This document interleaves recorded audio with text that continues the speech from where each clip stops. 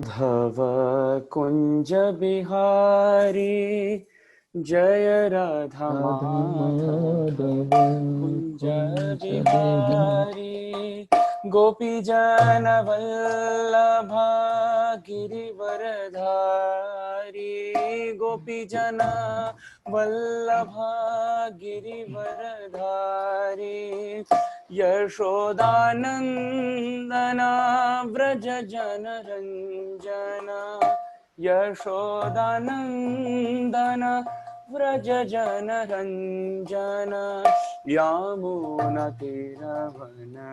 चारी यामुनतीरवन चारी हरे कृष्ण कृष्ण कृष्ण हरे हरे हरे राम राम राम हरे हरे हरे कृष्ण कृष्ण कृष्ण हरे हरे हरे राम राम राम हरे हरे हरे कृष्ण कृष्ण कृष्ण हरे हरे हरे राम राम राम हरे हरे हरे कृष्ण कृष्ण कृष्ण हरे हरे हरे राम राम राम हरे हरे हरे कृष्ण कृष्ण कृष्ण हरे हरे हरे राम राम राम हरे हरे हरे कृष्ण कृष्ण कृष्ण हरे हरे हरे राम राम राम हरे हरे जय कृष्ण बलराम कृष्ण बलराम जय कृष्ण बलराम जय यशोदारोहिणी धन कृष्ण बलराम यशोदारोहिणी धन कृष्ण बलराम प्रभुपाद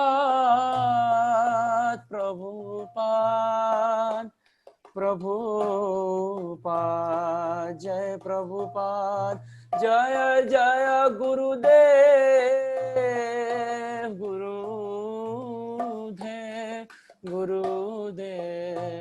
जय गुरुदेव निताय गौर हरि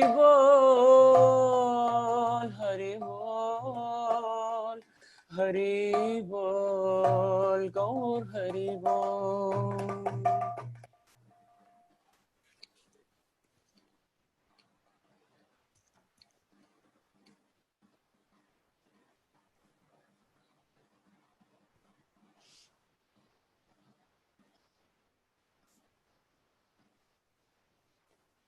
ओम अज्ञानतिमिरान्धस्य ज्ञानाञ्जनशलाकया चक्षुरुन्मीलितं येन तस्मै श्रीगुरवे नमः। श्रीचैतन्यमनोभीष्टं स्थापितं येन भूतले स्वयं रूपः कदा मह्यं ददाति स्वपदान्तिकं। वन्देऽहं श्रीगुरोः श्रीयुतपदकमलं श्रीगुरून् वैष्णवांश्च श्रीरूपं साग्रजातं सहगणरघुनाथान्वितं तं सजीवं साद्वैतं सावधूतं परिजनसहितं कृष्णचैतन्यदेवं श्री राधा कृष्ण पादान सह गण ललिता श्री विशाखान्वितांश्च। हे कृष्ण करुणा सिंधो दीनबंधो जगत्पते गोपेश गोपिकाकांत राधाकांत नमोस्तुते। तप्त कांचन गौरांगी राधे वृंदावनेश्वरी वृषभानुसुते देवी प्रणमामि हरिप्रिये। वाञ्छा कल्पतरुभ्यश्च कृपा सिन्धुभ्य एव च पतितानां पावनेभ्यो वैष्णवेभ्यो नमो नमः। नमो ओं विष्णुपादाय कृष्णप्रेष्ठाय भूतले श्रीमते भक्तिवेदांत स्वामिनिति नामिने। नमस्ते सरस्वते देवे गौरवाणी प्रचारिणे निर्विशेष शून्यवादी पाश्चात्य देशतारिणे। जय श्री कृष्ण चैतन्य प्रभु नित्यानंद श्री अद्वैत गदाधर श्रीवास आदि गौर भक्तवृंद। हरे Krishna Krishna Krishna Hare Hare Hare Ram Ram Ram Hare Hare. So is the audio clear, Prabhuji? Yeah, Prabhu, clear. Okay. So it is certainly my honor and privilege to be back here at the service of all the wonderful assembled Vaishnavas and Vaishnavis, primarily being hosted by ISKCON Trivandrum. ഒരിക്കൽ കൂടെ എല്ലാ ഭക്തന്മാർക്കും ഭക്തജനങ്ങളുടെയും ഇടയ്ക്ക് വന്നതിൽ ഞാൻ സൗഭാഗ്യവാനാണ്, പ്രത്യേകിച്ചും ഇസ്കോൺ തിരുവനന്തപുരം ചെയ്ത പരിപാടിയിലേക്ക്. To all the devotees joining from other parts of India and other parts of the world also, my prostrated obeisances. എൻ്റെ വിനീതമായ പ്രണാമം മറ്റു ഭാഗങ്ങളിൽ ഇരുന്ന് കൂടിയിരിക്കുന്ന ഭാരതത്തിന്റെയും വിദേശ രാജ്യങ്ങളിലുമുള്ള മറ്റു ഭക്തന്മാർക്കും എൻ്റെ വിനീതമായ പ്രണാമം. During this pandemic lockdown, when all of us are sitting at home, I feel very, very grateful, and I want to express my gratitude to the management of ISKCON Trivandrum, especially our very beloved Jagat Sakshi Prabhu, for very lovingly, affectionately inviting me here and engaging me in Vaishnav Seva on the Tithi of Ekadashi. ഈ ഒരു മഹാമാരി കാലഘട്ടത്ത് ഏകാദശി സുദിനത്തിൽ എല്ലാവരെയും സേവിക്കാനും ഓർക്കാനും നാമത്തിനെ സ്തുതിക്കാനും എന്നെ ക്ഷണിച്ച ഇസ്കോൺ തിരുവനന്തപുരം ഭാരവാഹികൾക്കും എൻ്റെ വിനീതമായ പ്രണാമം ഞാൻ അർപ്പിച്ചുകൊള്ളുന്നു. Before I begin, I want to beg for the blessings and prayers of each one of you. May you kindly offer your best wishes, prayers and blessings, so that may the right words come at the right time, in the right mood of service, in the glorification of Sri Krishna, in the purification of our hearts, and may all of this bring a lot of satisfaction to our ears. ഇവിടെ കൂടിയിരിക്കുന്ന എല്ലാ സജ്ജനങ്ങൾക്കും വൈഷ്ണവരും പ്രാർത്ഥിക്കുകയും അനുഗ്രഹിക്കുകയും ചെയ്യുക. അതുകൊണ്ട് ശരിയായ വാക്കുകൾ ശരിയായ നേരത്ത് ഈശ്വരനെ സ്തുതിക്കാനും നമ്മളെ ശുദ്ധീകരിക്കാനും ഇവിടെ സംഭവ്യമാവട്ടെ എന്ന് പ്രാർത്ഥിച്ചുകൊള്ളുന്നു. So today we have a very exciting discussion. ഇന്ന് വളരെ സ്വാരസ്യമായ ഒരു കാര്യമാണ് നമ്മൾ ചർച്ച ചെയ്യാൻ പോകുന്നത്. This month we have been discussing the glories of Srimad Bhagavatam, because the 12th canto of Srimad Bhagavatam describes the glory of what is called as Bhadra Purnima. ഈ മാസം മുഴുവനും നമ്മൾ ഭാഗവതത്തിന്റെ സ്തുതികളാണ് ചർച്ച ചെയ്തത്. കാരണം 12ാം സ്കന്ധത്തിൽ ഭദ്രപൂർണിമയെ വിശേഷിപ്പിച്ചിട്ടുണ്ട്. It has been described that on the day of Bhadra Purnima, which was the Purnima that we went past, so today is Ekadashi, so 11 days ago. Bhagavatam describes on that Purnima, when someone offers a gift of Srimad Bhagavatam to anyone around, then they get a guaranteed ticket to go back home, back to Goloka Vrindavan. ഇന്ന് ഏകാദശി സുദിനമാണ്. 11 ദിവസങ്ങൾക്ക് മുമ്പായിട്ടാണ് ഭദ്രപൂർണിമ വന്നത്. അന്ന് വളരെ പ്രത്യേകമുള്ള ദിവസമാണ്. അന്ന് ശ്രീമദ് ഭാഗവതം നമ്മളെ ചുറ്റിയുള്ള ആർക്കെങ്കിലും നമ്മൾ നൽകുകയാണെങ്കിൽ തീർച്ചയായിട്ടും ഗോലോകത്തിൽ പോകാനുള്ള ടിക്കറ്റ് നമ്മൾ ഉറപ്പാക്കി കഴിഞ്ഞു. But our ISKCON GBC is so kind that not just on the day of Bhadra Purnima, they are celebrating the whole Bhadra Mas in the glorification of Srimad Bhagavatam, and everywhere there's mass distribution of the message and the glories and the physical copy of Grantaraj Srimad Bhagavatam. അപ്പോ അത് മാത്രമല്ല, ISKCON GBC അതിനേക്കാളും ഒരു ചുവട് മുന്നോട്ട് വെച്ച് ഈ മുഴുവൻ മാസവും ഭദ്രമാസമായിട്ട് അറിയിച്ചു കഴിഞ്ഞു. ഇപ്പോ ഭാഗവത സന്ദേശം, ഭാഗവത മഹിമ, ഭാഗവത ഗ്രന്ഥരൂപത്തിലും പല സ്ഥലത്ത് എത്തുന്നുണ്ട്. So we will start with this topic of Srimad Bhagavatam, and then we will get into what we have to discuss. അപ്പൊ ഇപ്പോൾ ശ്രീമദ് ഭാഗവതത്തിൽ തുടങ്ങി എന്താണോ നമ്മൾ ഇന്ന് ചർച്ച ചെയ്യാൻ ഉദ്ദേശിക്കുന്നത് ആ വിഷയത്തിലോട്ട് കടക്കാം.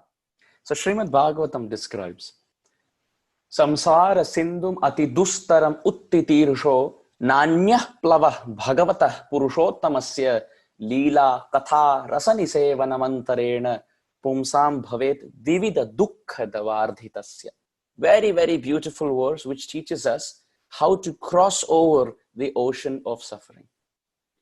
ദുഃഖത്തിന്റെ മഹാസാഗരത്തിനെ എങ്ങനെ കടക്കണം എന്ന് മനോഹരമായി ഈ ശ്ലോകത്തിൽ കൂടെ വിവരിക്കുന്നുണ്ട്. Samsara. Samsara means repeated birth and death. So how is it? Samsara Sindhum. It is an ocean.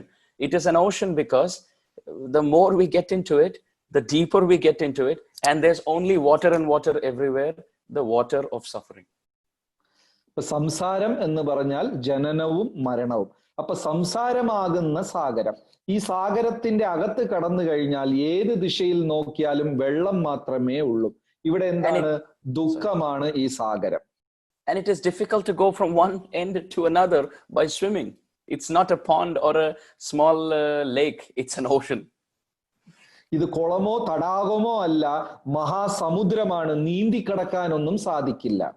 And at the same time, the more we go down, we start seeing the flora and fauna underwater, the life underwater, that we forget about the life outside the water. So basically, the spiritual realm of reality outside the water of suffering, we don't see because we are absorbed in the life under the water of suffering.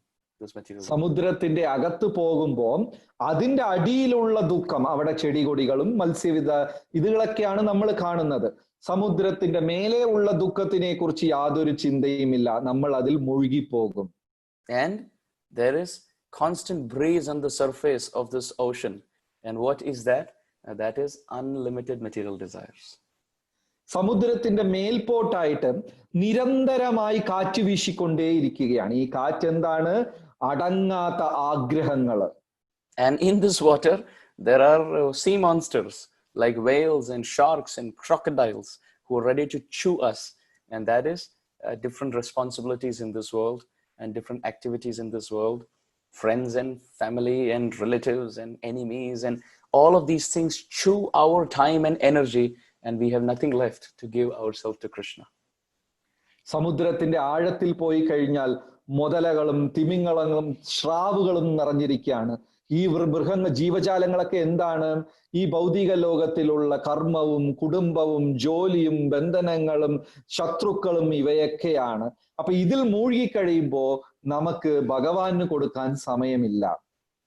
And then what are the waves which are coming in this ocean? They are our temporary planning. They come in with so much urgency and then they collapse. They're temporary. And as they collapse, another set of material planning of happiness keep coming. So the waves and the tides keep on going and they keep on crashing and they have no existence, absolutely. അപ്പൊ തിരമാലകൾ, നിരന്തരമായി തിരമാലകളുണ്ട്. ഇവ എന്താണ് സൂചിപ്പിക്കുന്നത്? നമ്മുടെ പദ്ധതികൾ. നമ്മൾ ഒരു പദ്ധതി ഒരുക്കും, അത് ചെന്ന് ഇടിച്ചില്ലാണ്ടാകും, പുതിയ പദ്ധതി സൃഷ്ടിക്കും, അതും ചെന്ന് ഇടിച്ചില്ലാണ്ടാകും. ഇങ്ങനെ തിരമാലകൾ പോലെ പദ്ധതികൾ ഉണ്ടാക്കിക്കൊണ്ടേയിരിക്കും. So therefore this samsara, this material world is called a Sindhu, and this has been explained in the Mukundamala Stotra by Kulashekara Alvar very beautifully. Verse number 13. Kulasekhara Alwar Mukundamala സ്തോത്രത്തിൽ 13-ാം ശ്ലോകത്തിൽ ഇത് വിവരിക്കുന്നുണ്ട്. എങ്ങനെയാണ് ഈ ദുഃഖദുരിതമായ സംസാരം ഇതൊരു സാഗരമാണ് എന്ന് വിവരിക്കുന്നുണ്ട്. So we are discussing this verse from the 12th canto Srimad Bhagavatam, and we just started the first phrase where it says samsara sindhum. And how is this sindhu? Ati dustara. Tara means to swim, dustara difficult to swim, ati dustara impossible to swim across. അപ്പൊ നമ്മള് 12-ാം അധ്യായത്തിൽ ഇപ്പൊ ശ്ലോകം തുടങ്ങിയിട്ടേ ഉള്ളൂ. സംസാര സിന്ധു, ഈ ദുഃഖമാകുന്ന സാഗരം എത്ര ദുഷ്കരമാണ് എന്ന് വിവരിക്കുന്നുണ്ട്. അപ്പൊ ഇവിടെ അതി, വീണ്ടും കൂടുതൽ കൂടുതൽ ദുഷ്കരമാണ് എന്നാണ് ഇവിടെ വിവരിക്കുന്നത്. But however, utti tirsho, if someone desires to swim across the ocean of suffering, then there is only one boat, not even a ship. A ship has capacity to carry many, but this is a boat. Only few people cross over. എന്നാലും ഈ ദുഃഖദുരിതമായ സംസാര സാഗരത്തിനെ ഒരാൾ നീന്തി കടക്കാമെന്ന് ആഗ്രഹിച്ചാൽ തീർച്ചയായിട്ടും സാധിക്കും. അവിടെ ഒരു വള്ളമുണ്ട്, കപ്പൽ പോലുമല്ല, ഒരു വള്ളമുണ്ട്. കപ്പലിൽ കുറെ ആൾക്കാർ കയറാം, വള്ളം കാത്തിരിപ്പുണ്ട്. And not because the ship is weak or the boat is weak and therefore it can carry. There are not enough passengers who desire to cross anyway. അപ്പോ ഈ വള്ളത്തിൽ കുറെ ആൾക്കാർ കയറില്ല എന്നല്ല, പക്ഷേ ഇങ്ങനെ ഈ മാർഗത്തിൽ ആഗ്രഹിക്കുന്നവർ വളരെ കുറവാണ്. So therefore there are those in the bhoga marga, those who are, they want to cross over the ocean, which means to find happiness by enjoying their senses. What can I have for my eyes? What can I have for my ears? What can I have for my tongue? What can I smell? What can I touch? What can I think and feel? And there are people who are trying to cross the ocean of suffering and find happiness through enjoying their senses. This bhog marg will not work. അപ്പൊ ബോധമാർഗമുണ്ട്. എങ്ങനെയാണ് കണ്ണിന് തൃപ്തി കൊടുക്കുക, ചെവിക്കും കാതുക്കും നാവിനും എല്ലാം തൃപ്തി, ഇങ്ങനെ ഭൗതികമായ ആഗ്രഹങ്ങൾ പ്രീതിപ്പെടുത്തിക്കൊണ്ട് സംസാര സാഗരം കടക്കാൻ ശ്രമിക്കുന്നുണ്ട്. അത് ഒരിക്കലും സാധ്യമല്ല. But there are those who are on the karma marg, which means they will do what they like to do but they want to offer that to God in some ways. And they think by doing this, that engaging in what I like to do and offering a portion of that to God, they can cross over the ocean. This will also not work. ഇനിയൊരു മാർഗം കർമ്മമാർഗം. അവരവർക്ക് ഇഷ്ടമുള്ളത് ചെയ്യും. അവർക്ക് എന്താണോ ഇഷ്ടം അത് ചെയ്തിട്ട് അതിന്റെ ഫലത്തിന്റെ ചെറിയ ഒരു അംശം കൊടുക്കാൻ ശ്രമിക്കും. അതിൽ കൂടെ ഈ സാഗരത്തിനെ കടക്കാൻ ശ്രമിക്കും. പക്ഷെ അതും സാധ്യമല്ല. Then there are those who think by cultivating more knowledge and by reading a lot of Shastra and gaining a lot of knowledge, I can cross over on the weight of my head. This will also not work. ചിലർ ജ്ഞാനം ആർജിച്ച് കുറെ ജ്ഞാനം ശേഖരിച്ച് അതിൽ കൂടെ ഈ സാഗരം കടക്കാൻ ശ്രമിക്കുന്നു. പക്ഷെ തലഗനം ഉണ്ടാകും, അവർക്കും കടക്കാൻ സാധിക്കില്ല. And those who practice yoga for flexibility of the body and they keep maunam, vidvana bhushanam, maunam sarvartha sadhanam. They keep mauna and sit in the middle of the forest meditating for many years, even many lifetimes. This also doesn't work. ചിലർ യോഗികളുണ്ട്. അവർ യോഗാഭ്യാസത്തിൽ കൂടെ മൗനം പാലിക്കുക, ഏതവസരത്തിലും സംസാരിക്കാതെ മൗനം പാലിക്കുക. അവർ വിചാരിക്കുന്നു ഈ സാഗരം കടക്കാൻ പറ്റുമെന്ന്. അവർക്കും ഇത് സാധ്യമല്ല. Only one boat is there. Na anya plava. Plava means boat. Anya means some other boat. Na anya plava. In this verse it says, Samsara Sindhum Atitus Dustaram Uttitirusho. Those who desire to cross this very difficult, insurmountable ocean, Na anya plava. There is no other boat except the boat that we are going to discuss. അപ്പോ ഇവിടെ പറയുന്നത് ഒറ്റ ഒരു വള്ളമേ ഉള്ളൂ, വേറെ വള്ളമേ ഇല്ല. ഈ സംസാര സാഗരം അതിദുഷ്കരമായത് കടക്കണമെങ്കിൽ ഒരേ ഒരു വള്ളം, ഒരേ ഒരു മാർഗം മാത്രമേ ഉള്ളൂ. അതാണ് നമ്മൾ ഇവിടെ ചർച്ച ചെയ്യാൻ പോകുന്നത്. And what is that? അതെന്താണ്? ഭഗവതഃ പുരുഷോത്തമസ്യ ലീലാ കഥാ രസ നിസേവനം. 6 words have been used. അതെന്താണ്? ഇവിടെ 6 വാക്കുകളിൽ കൂടെ ഭഗവാനെ സംബന്ധിച്ച് വിവരിക്കുന്നുണ്ട്. ഭഗവതഃ, that which belongs to Bhagavan. How is he? Purushottamasya, best among beings. അപ്പോ ഭഗവാൻ, ഭഗവതഃ, ഭഗവാനെ കുറിച്ച് എങ്ങനെയാണ് അദ്ദേഹം? പുരുഷന്മാരിൽ ഉത്തമനായ പുരുഷോത്തമനെ കുറിച്ച്. ഭഗവതഃ പുരുഷോത്തമസ്യ ലീലാ കഥാ രസ നിസേവനം. Leela katha means his pastimes, and rasa nisevanam means to accept the juice, the nectar. It's not saying hearing, it's saying to drink the juice of the pastimes of that Bhagavan who is best among beings. Apart from drinking this juice, there is no other boat. അപ്പം ഇവിടെ ഒരു വള്ളം മാത്രമേ ഉള്ളൂ. അതെന്തൊക്കെയാണ്? ആ പുരുഷോത്തമന്റെ ലീലകളും കഥകളും അതിലുള്ള രസവും നമ്മൾ നുകർന്നുകൊണ്ടേ അനുഭവിച്ചുകൊണ്ടേ നമുക്ക് ചെയ്യാനുള്ള ഒരേ ഒരു വള്ളം, ഒരേ ഒരു മാർഗം. So to speak about Krishna, to chant about Krishna, to hear about Krishna, to read about Krishna, and absorb our mind in the lotus feet of Bhagavan, Sri Purushottam. Apart from this process of bhakti and hearing and chanting about Sri Krishna, there is no anya plava, there is no other boat. അപ്പൊ ഭഗവാനെ കുറിച്ച് സംസാരിക്കുക, ഭഗവാനെ കുറിച്ച് ശ്രവിക്കുക, ഭഗവാനെ സ്തുതിക്കുക, ഭഗവാന്റെ കഥകൾ കേൾക്കുക, ഇതല്ലാതെ വേറെ യാതൊരു വള്ളവുമില്ല. ഇത് ഒന്ന് മാത്രമേ ഉള്ളൂ. And of all the scriptures which describe the Leela Katha of Krishna to the highest extent of sweetness, Srimad Bhagavatam is the king of literatures. അപ്പൊ ഭഗവാന്റെ അനേകം ഗ്രന്ഥങ്ങൾ ഉണ്ടെങ്കിലും ഭഗവാന്റെ അമൃതതുല്യമായ ലീലാകഥകൾ വർണ്ണിക്കുന്ന ആ ശ്രീമദ് ഭാഗവതമാണ് അതിശ്രേഷ്ഠമായ ഗ്രന്ഥം. Melpattur Narayana Bhattadri, he based his whole Narayaniam as the condensed version of the Srimad Bhagavatam. Melpathur Narayana Bhattathiripad അദ്ദേഹത്തിന്റെ ഗ്രന്ഥമായ നാരായണീയത്തിനെ ഭാഗവതത്തിനെ അടിസ്ഥാനമാക്കിക്കൊണ്ടാണ് രചിച്ചത്. Srimad Bhagavatam, over 12 different cantos, spans 18,000 verses describing the Supreme Lord. Very specifically, the 10th canto describes pastimes of Krishna. Shrimad Bhagavatam 12 സ്കന്ധങ്ങൾ 18,000 ശ്ലോകങ്ങൾ ഉള്ളതാണ്. അതിലും പ്രത്യേകിച്ച് ദശമസ്കന്ധം ഭഗവാനെ കൂടുതൽ വർണ്ണിക്കുകയും സ്തുതിക്കുകയും ചെയ്യുന്നുണ്ട്. Although 10th canto is the one which describes Krishna to the highest extent with 90 chapters, still the whole Srimad Bhagavatam of 12 cantos is described to be Vangmay Swarup of Krishna, which means none different from the Rupa Madhuri, the form of Sri Krishna. 90 അധ്യായങ്ങൾ അടങ്ങുന്ന ദശമസ്കന്ധ ഭഗവാന്റെ ലീലകൾ വർണ്ണിക്കുമെങ്കിലും ശ്രീമദ് ഭാഗവതത്തിന്റെ 12 സ്കന്ധവും ഭഗവാന്റെ സ്വരൂപം തന്നെയാണ് എന്നാണ് വിവരിക്കുന്നത്. The Srimad Bhagavatam is already very sweet in its description, but especially when it comes from the lotus lips of Shukadev Goswami, it gets even more sweeter. Shrimad Bhagavatam അത്ര മധുരമായ വർണ്ണനകൾ നിറഞ്ഞതാണ്. എന്നിരുന്നാലും ശുകമഹർഷിയുടെ തിരുമുഖത്തിരുന്ന് വരുന്നത് കൊണ്ട് അത് ഇനിയും കൂടുതൽ മാധുര്യമായി മാറുന്നുണ്ട്. To speak about any beautiful child in this world, any attractive innocent child, yes, we understand it's very sweet, but when the mother or the father speak about their own child, the sweetness is a million times higher. എല്ലാവർക്കും അറിയാം, കുഞ്ഞുങ്ങളെ കുറിച്ച് സംസാരിക്കാന്ന് വെച്ചാൽ വളരെ രസകരമായ കാര്യമാണ്. എന്നാലും സ്വന്തം മാതാപിതാക്കൾ അവരുടെ കുഞ്ഞിനെ വർണ്ണിക്കുക എന്ന് പറഞ്ഞാൽ അത് മധുരത്തിന്റെ ഉയർന്ന തലമാണ്. So Shukadev Goswami is the Vamahasta Krida Shuka, which means it is the Shukadev Goswami is the incarnation of the Vamahasta, the left hand. Vilasa Krida Shuka is the parrot who performs beautiful pastimes sitting on the left hand of Srimati Radharani, the greatest devotee of Krishna. അപ്പോ ഇവിടെ സുഖമഹർഷി ആരാണ്? ശ്രീമതി രാധാറാണിയുടെ ഇടത് കൈയിൽ വസിച്ച് ലീലകളാടുന്ന ആ ഒരു മനോഹരമായ തത്തയാണ്. അതാണ് ഇവിടെ വന്ന് ഇതെല്ലാം വർണ്ണിക്കുന്നത്.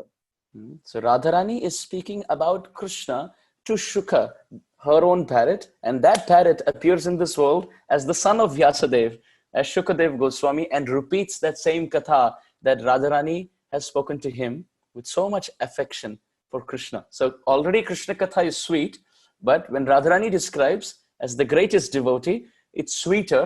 And when Shukadev Goswami hears it from Radharani and speaks it with affection for Radha and Krishna, it gets sweeter, sweetest. ഭഗവാന്റെ കഥകൾ ഓൾറെഡി മധുരമായതാണ്. പക്ഷെ രാധാറാണി സ്നേഹത്തോട് തന്റെ ഇടത്തെ കൈയിലുള്ള സുഖത്തിനത് വിവരിക്കുമ്പോൾ അതിന്റെ മധുരം ഇനിയും കൂടുന്നു.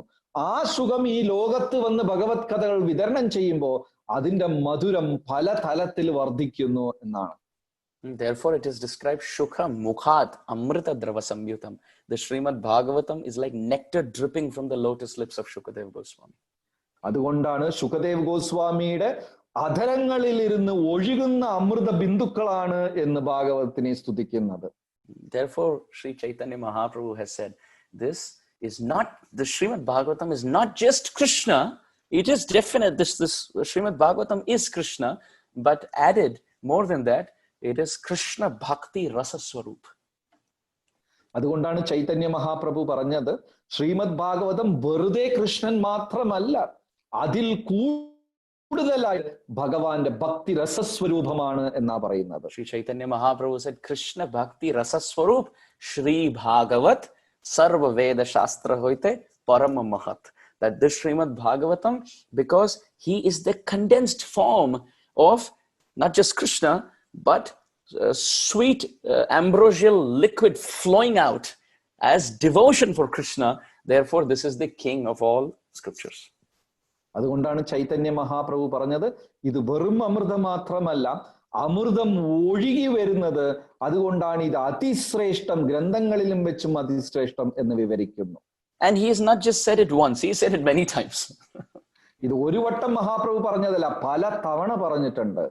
Krishna Tulya Bhagavat Vibhu Sarvashray Prati Shloke Prati Akshare Nana Arthekay, which means Krishna Tulya Bhagavat. The Srimad Bhagavatam is 100% non-different from Krishna. അതുകൊണ്ട് മഹാപ്രഭു പറഞ്ഞു, ശ്രീമദ് ഭാഗവതം ഭഗവാനിലിരുന്ന് യാതൊരു വ്യത്യസ്തവുമില്ല, ഭഗവാൻ സ്വയം തന്നെ ഭാഗവതം എന്ന് വിവരിക്കുന്നു. Krishnadas Kaviraj Goswami says, when Mahaprabhu is teaching Rupa Goswami, Krishnadas Kaviraj Goswami says, Krishna Tattva, Bhakti Tattva, Rasa Tattva Pranta, Saba Shikhaila Prabhu, Bhagavata Siddhanta. That Chaitanya Mahaprabhu taught Rupa Goswami everything, which means he just spoke Srimad Bhagavatam. Everything is included. Krishnadas Kaviraj Goswami പറയുന്നു, മഹാപ്രഭു രൂപ ഗോസ്വാമിക്ക് ഉപദേശിച്ചപ്പോൾ അതിനകത്ത് ഭക്തി, രസം ഇതെല്ലാം നിറഞ്ഞ വെറും ഭാഗവതമല്ല സംസാരിച്ചത്, സർവസ്വവുമാണ് അദ്ദേഹത്തിന് ഉപദേശിച്ചു കൊടുത്തതായിട്ട് പറയുന്നു. Therefore, the Srimad Bhagavatam is Krishna, not just from Chaitanya Charitamrita, even from the pages of Padma Puran, which call Srimad Bhagavatam as Suhitavatar, which means the most merciful incarnation of Krishna in the age of Kali Yuga. Chaitanya ചരിതാമൃതത്തിൽ മാത്രമല്ല ഉദ്ഘോഷിക്കുന്നത്, പുരാണങ്ങൾ, പത്മപുരാണത്തിലും ഉദ്ഘോഷിക്കുന്നു. ഈ ലോകത്തിന് ഹിതമായ, ഏറ്റവും ഉന്നതമായ ഹിതമായ കാര്യമാണ് ഭാഗവതം എന്ന് പറയുന്നുണ്ട്. Vyasadeva goes one step ahead to say Srimad Bhagavatam, the 12 cantos of Srimad Bhagavatam are non-different from the 12 limbs of Krishna's body. First 2 cantos are the lotus feet, and systematically going upwards, the 10th canto is Krishna's smiling moon-like face.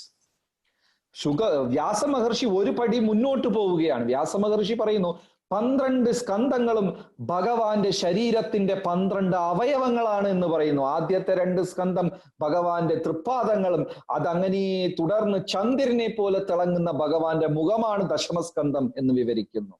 So now, after saying that, I want to enter another room of discussion. അതുകൊണ്ട് നമ്മൾ അതിന്റെ ഇനിയൊരു തട്ടകം, ഇനിയൊരു തലത്തിലോട്ടുള്ള ചർച്ചയിലോട്ട് മാറുകയാണ്. Krishna is called Akhila Rasa Amrita Murti, which means he is the complete personification of all juice, all relationships. Sreekrishna ഭഗവാൻ സർവസ്വമായ എല്ലാ രസങ്ങളും എല്ലാ മധുരത്തിന്റെയും സ്വരൂപമാണ്. But we must understand, for rasa to manifest, there must be 2 sides of the coin. There must be Vishaya, which means the object, and Ashraya, which means the abode. അപ്പോ രസം വിവരിക്കണമെങ്കിൽ 2 വശവുമുണ്ട്. ഒരു വശത്തിൽ വിഷയവുമുണ്ട്, ഇനിയൊരു വശത്ത് ആശ്രയവുമുണ്ട്. Just like when there has to be a relationship in this world also, there are 2 sides. There is a lover and there is a beloved. Or there is a mother, there is a child. There is husband, wife. So there are in any relationship, it can be one person with himself. There must be 2 sides to the coin. അപ്പൊ ഈ ലോകത്ത് ഏത് തരത്തിലുള്ള ബന്ധം സ്ഥാപിക്കണമെങ്കിലും ഒന്നെങ്കിൽ അമ്മയും ഒരു വശത്ത് കുഞ്ഞും ഉണ്ടായിരിക്കണം, ഇനി ഒരു വശത്ത് കാമുകനോ കാമുകിയും ഇനി ഒരു വശത്ത് ഉണ്ടായിരിക്കണം. അങ്ങനെ 2 വശത്തും ഒരാൾക്ക് ഒറ്റയ്ക്ക് സ്നേഹം സ്ഥാപിക്കാൻ സാധിക്കില്ല, 2 വശത്തും ആൾക്കാർ വേണം. So if Krishna is Akhila Rasa Amrita Murti, if he is the personification of all sweet rasas, then it must be with his devotees. And therefore Krishna is the Vishay Vigraha. He is the object towards whom everyone, all the devotees direct their love. But at the same time, the devotees are Ashray Vigraha. They hold that love. അപ്പോ ഭഗവാൻ വന്ന് സർവസ്വമായ എല്ലാ രസത്തിന്റെയും മധുരമായ സ്വരൂപമാണെങ്കിൽ അത് ഭഗവാന് സാധിക്കില്ല, ഭക്തന്മാരോടാണ് ചെയ്യുന്നത്. അപ്പൊ ഭഗവാൻ അവിടെ വിഷയവിഗ്രഹവും ഇത് ആനന്ദം അനുഭവിക്കുന്ന ഭക്തന്മാർ ആശ്രയവും ആണ്. And of all the devotees, Srimati Radharani's position is the highest. എല്ലാ ഭക്തന്മാരിലും വെച്ച് രാധാറാണിയുടെ സ്ഥാനമാണ് ഏറ്റവും ഉയർന്ന സ്ഥാനം. We may not know so much about Srimati Radharani in South India, but we not knowing doesn't mean she doesn't exist. അതായത് ഭാരതത്തിന്റെ തെക്ക് വശത്ത് അധികം ആൾക്കാർക്ക് രാധാറാണിയെ കുറിച്ച് അറിയില്ല. നമുക്ക് അറിയില്ല എന്നുള്ളത് കൊണ്ട് രാധാറാണി ഇല്ല എന്നാവില്ലല്ലോ. So therefore, for the highest rasa to manifest, Krishna must interact with the highest devotee, that is Srimati Radharani.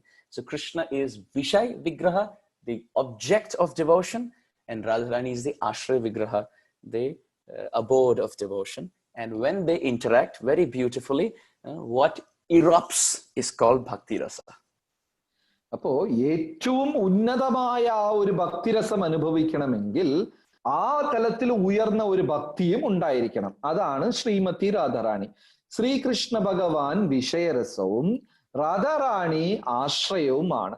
അവർ 2 പേരുടെയും സമ്പർക്കത്തിൽ ഉണ്ടാകുന്ന ഒരു സ്ഫോടനമാണ് ഭക്തിരസ എന്ന് പറയുന്നത്. So if Srimad Bhagavatam is Bhakti Rasa Swarup, which means Srimad Bhagavatam must have the presence of Krishna and the presence of Srimati Radharani. അപ്പോ ശ്രീമദ് ഭാഗവതം ഭക്തിരസ സ്വരൂപമാണെങ്കിൽ അവിടെ ഭഗവാനും ഉണ്ടായിരിക്കണം, ശ്രീമതി രാധാറാണിയും ഉണ്ടായിരിക്കണം. Of course, in the Srimad Bhagavatam we find Krishna, but where is Srimati Radharani in the Srimad Bhagavatam? We don't find her.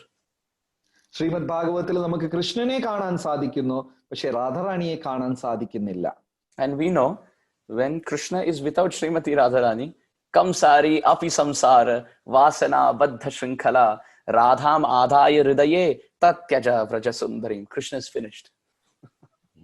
അപ്പോ രാധാറാണി അവിടെ സ്ഥിതി ചെയ്യുന്നില്ലെങ്കിൽ ഭഗവാൻ ഇല്ല. രാധാറാണി ഇല്ലാതെ ഭഗവാൻ സ്ഥിതി ചെയ്യുന്നതേ ഇല്ല. Srila Jayadeva Goswami says, Mam iya chalita vilokya. When Radharani left Krishna, Krishna was in great pain. Oh Radhike, what have I done? What offense have I done? Oh God, please save me. അപ്പോ രാധാറാണി വിട്ടുപോയപ്പോ ജയദേവ ഗോസ്വാമി സ്തുതിക്കുന്നുണ്ട്, കൃഷ്ണ ഭഗവാൻ വിലപിക്കാണ്, രാധാറാണി പോയി കഴിഞ്ഞല്ലോ, ഇനി ഞാൻ എന്ത് ചെയ്യും എന്നൊക്കെ വിലപിക്കുകയാണ്. So Radharani is not a girl of this world, and she is not a girl of that world also. She is called Para Prakriti, which means she is the internal pleasure potency or Ladini Shakti, Krishna's Antaranga Shakti, who manifests outside to teach all of us what is the definition of devotion. അപ്പൊ രാധാറാണി ഈ ലോകത്തിൽ കാണുന്ന ഒരു പെൺകുഞ്ഞോ അല്ലെങ്കിൽ ഉയർന്ന ലോകത്തിൽ കാണുന്ന ഒരു പെൺകുഞ്ഞോ അല്ല. രാധാറാണി പരാഭക്തിയാണ്, അന്തരംഗ ശക്തിയാണ്, ഹ്ലാദിനി ശക്തിയാണ്. എന്താണ് ഭക്തി എന്നുള്ളത് നടത്തി കാണിച്ചു കൊടുത്തതാണ്. Therefore the Shastra says, Radha Purna Shakti, Krishna Purna Shaktiman, Dui Vastu Bhed Nahi Shastrera Praman. That the scriptures are giving proof one after another that Radha and Krishna are like two sides of the same coin. They are absolutely non-different. When Krishna has to teach the world how to perform devotion to him, he only appears as Radharani. No difference. അപ്പൊ വേദങ്ങൾ വീണ്ടും വീണ്ടും നമുക്ക് പ്രമാണം തരികയാണ്, ഇവർ രണ്ടുപേര് തമ്മിൽ ഭിന്നമില്ല. അതായത് എപ്പോഴൊക്കെ ഭഗവാൻ ഈ ലോകത്തിൽ പഠിപ്പിക്കാൻ ആവശ്യപ്പെടുന്നു, അപ്പൊ ഭഗവാൻ തന്നെ ആ രസം അനുഭവിക്കാൻ രാധാറാണിയായി വിസ്തരിക്കുന്നു എന്നാണ്. When the gopis of Vrindavan asked Radharani, who is this Krishna? Radharani said, Mama eva paurusham rupam gopika manamohanam. This Krishna who's playing the flute, very beautifully attracting the devotees of Vrindavan. Who is this Krishna? Radharani is saying, Mama eva paurusham rupam. When I take a male form, that is him. And when he appears in a feminine form to teach devotion, that's me. No difference.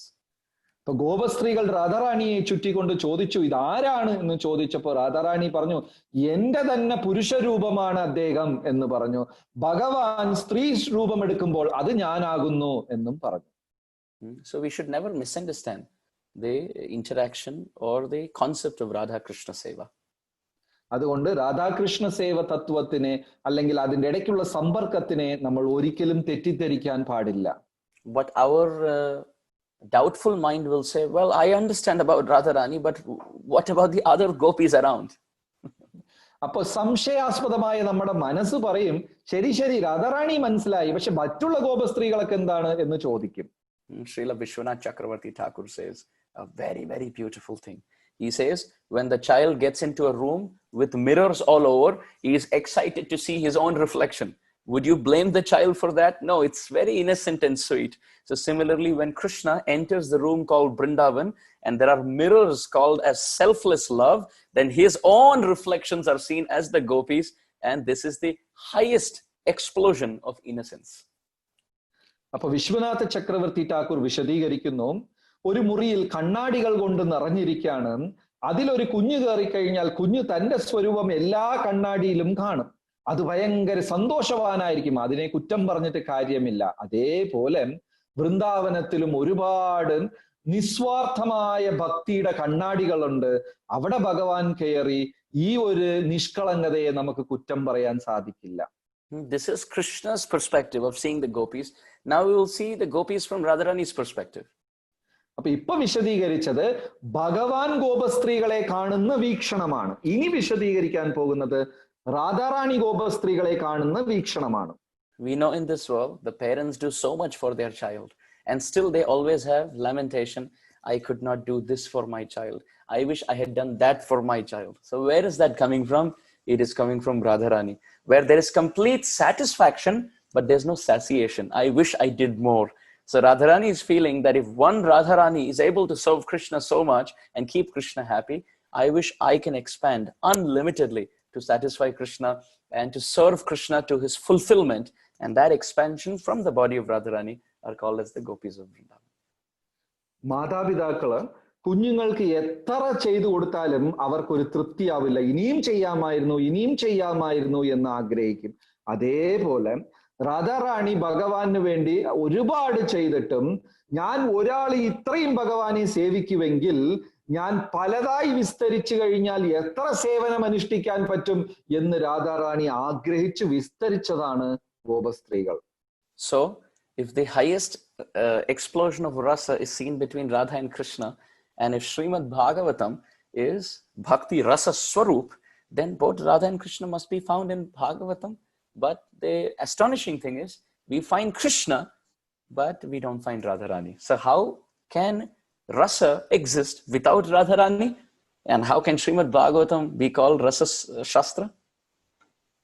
അപ്പോ ഏറ്റവും വലിയ ഭക്തിരസം നിലനിൽക്കണമെങ്കിൽ അവിടെ ശ്രീകൃഷ്ണ ഭഗവാനും രാധാറാണിയും തീർച്ചയായിട്ടും വേണം. അപ്പൊ ഭാഗവതത്തിലും ശ്രീകൃഷ്ണ ഭഗവാനും രാധാറാണിയും തീർച്ചയായിട്ടും വേണം. പക്ഷെ ഇവിടെ കൃഷ്ണനെ മാത്രം നമ്മൾ കാണുന്നുണ്ട്, രാധാറാണിയെ കാണുന്നില്ല.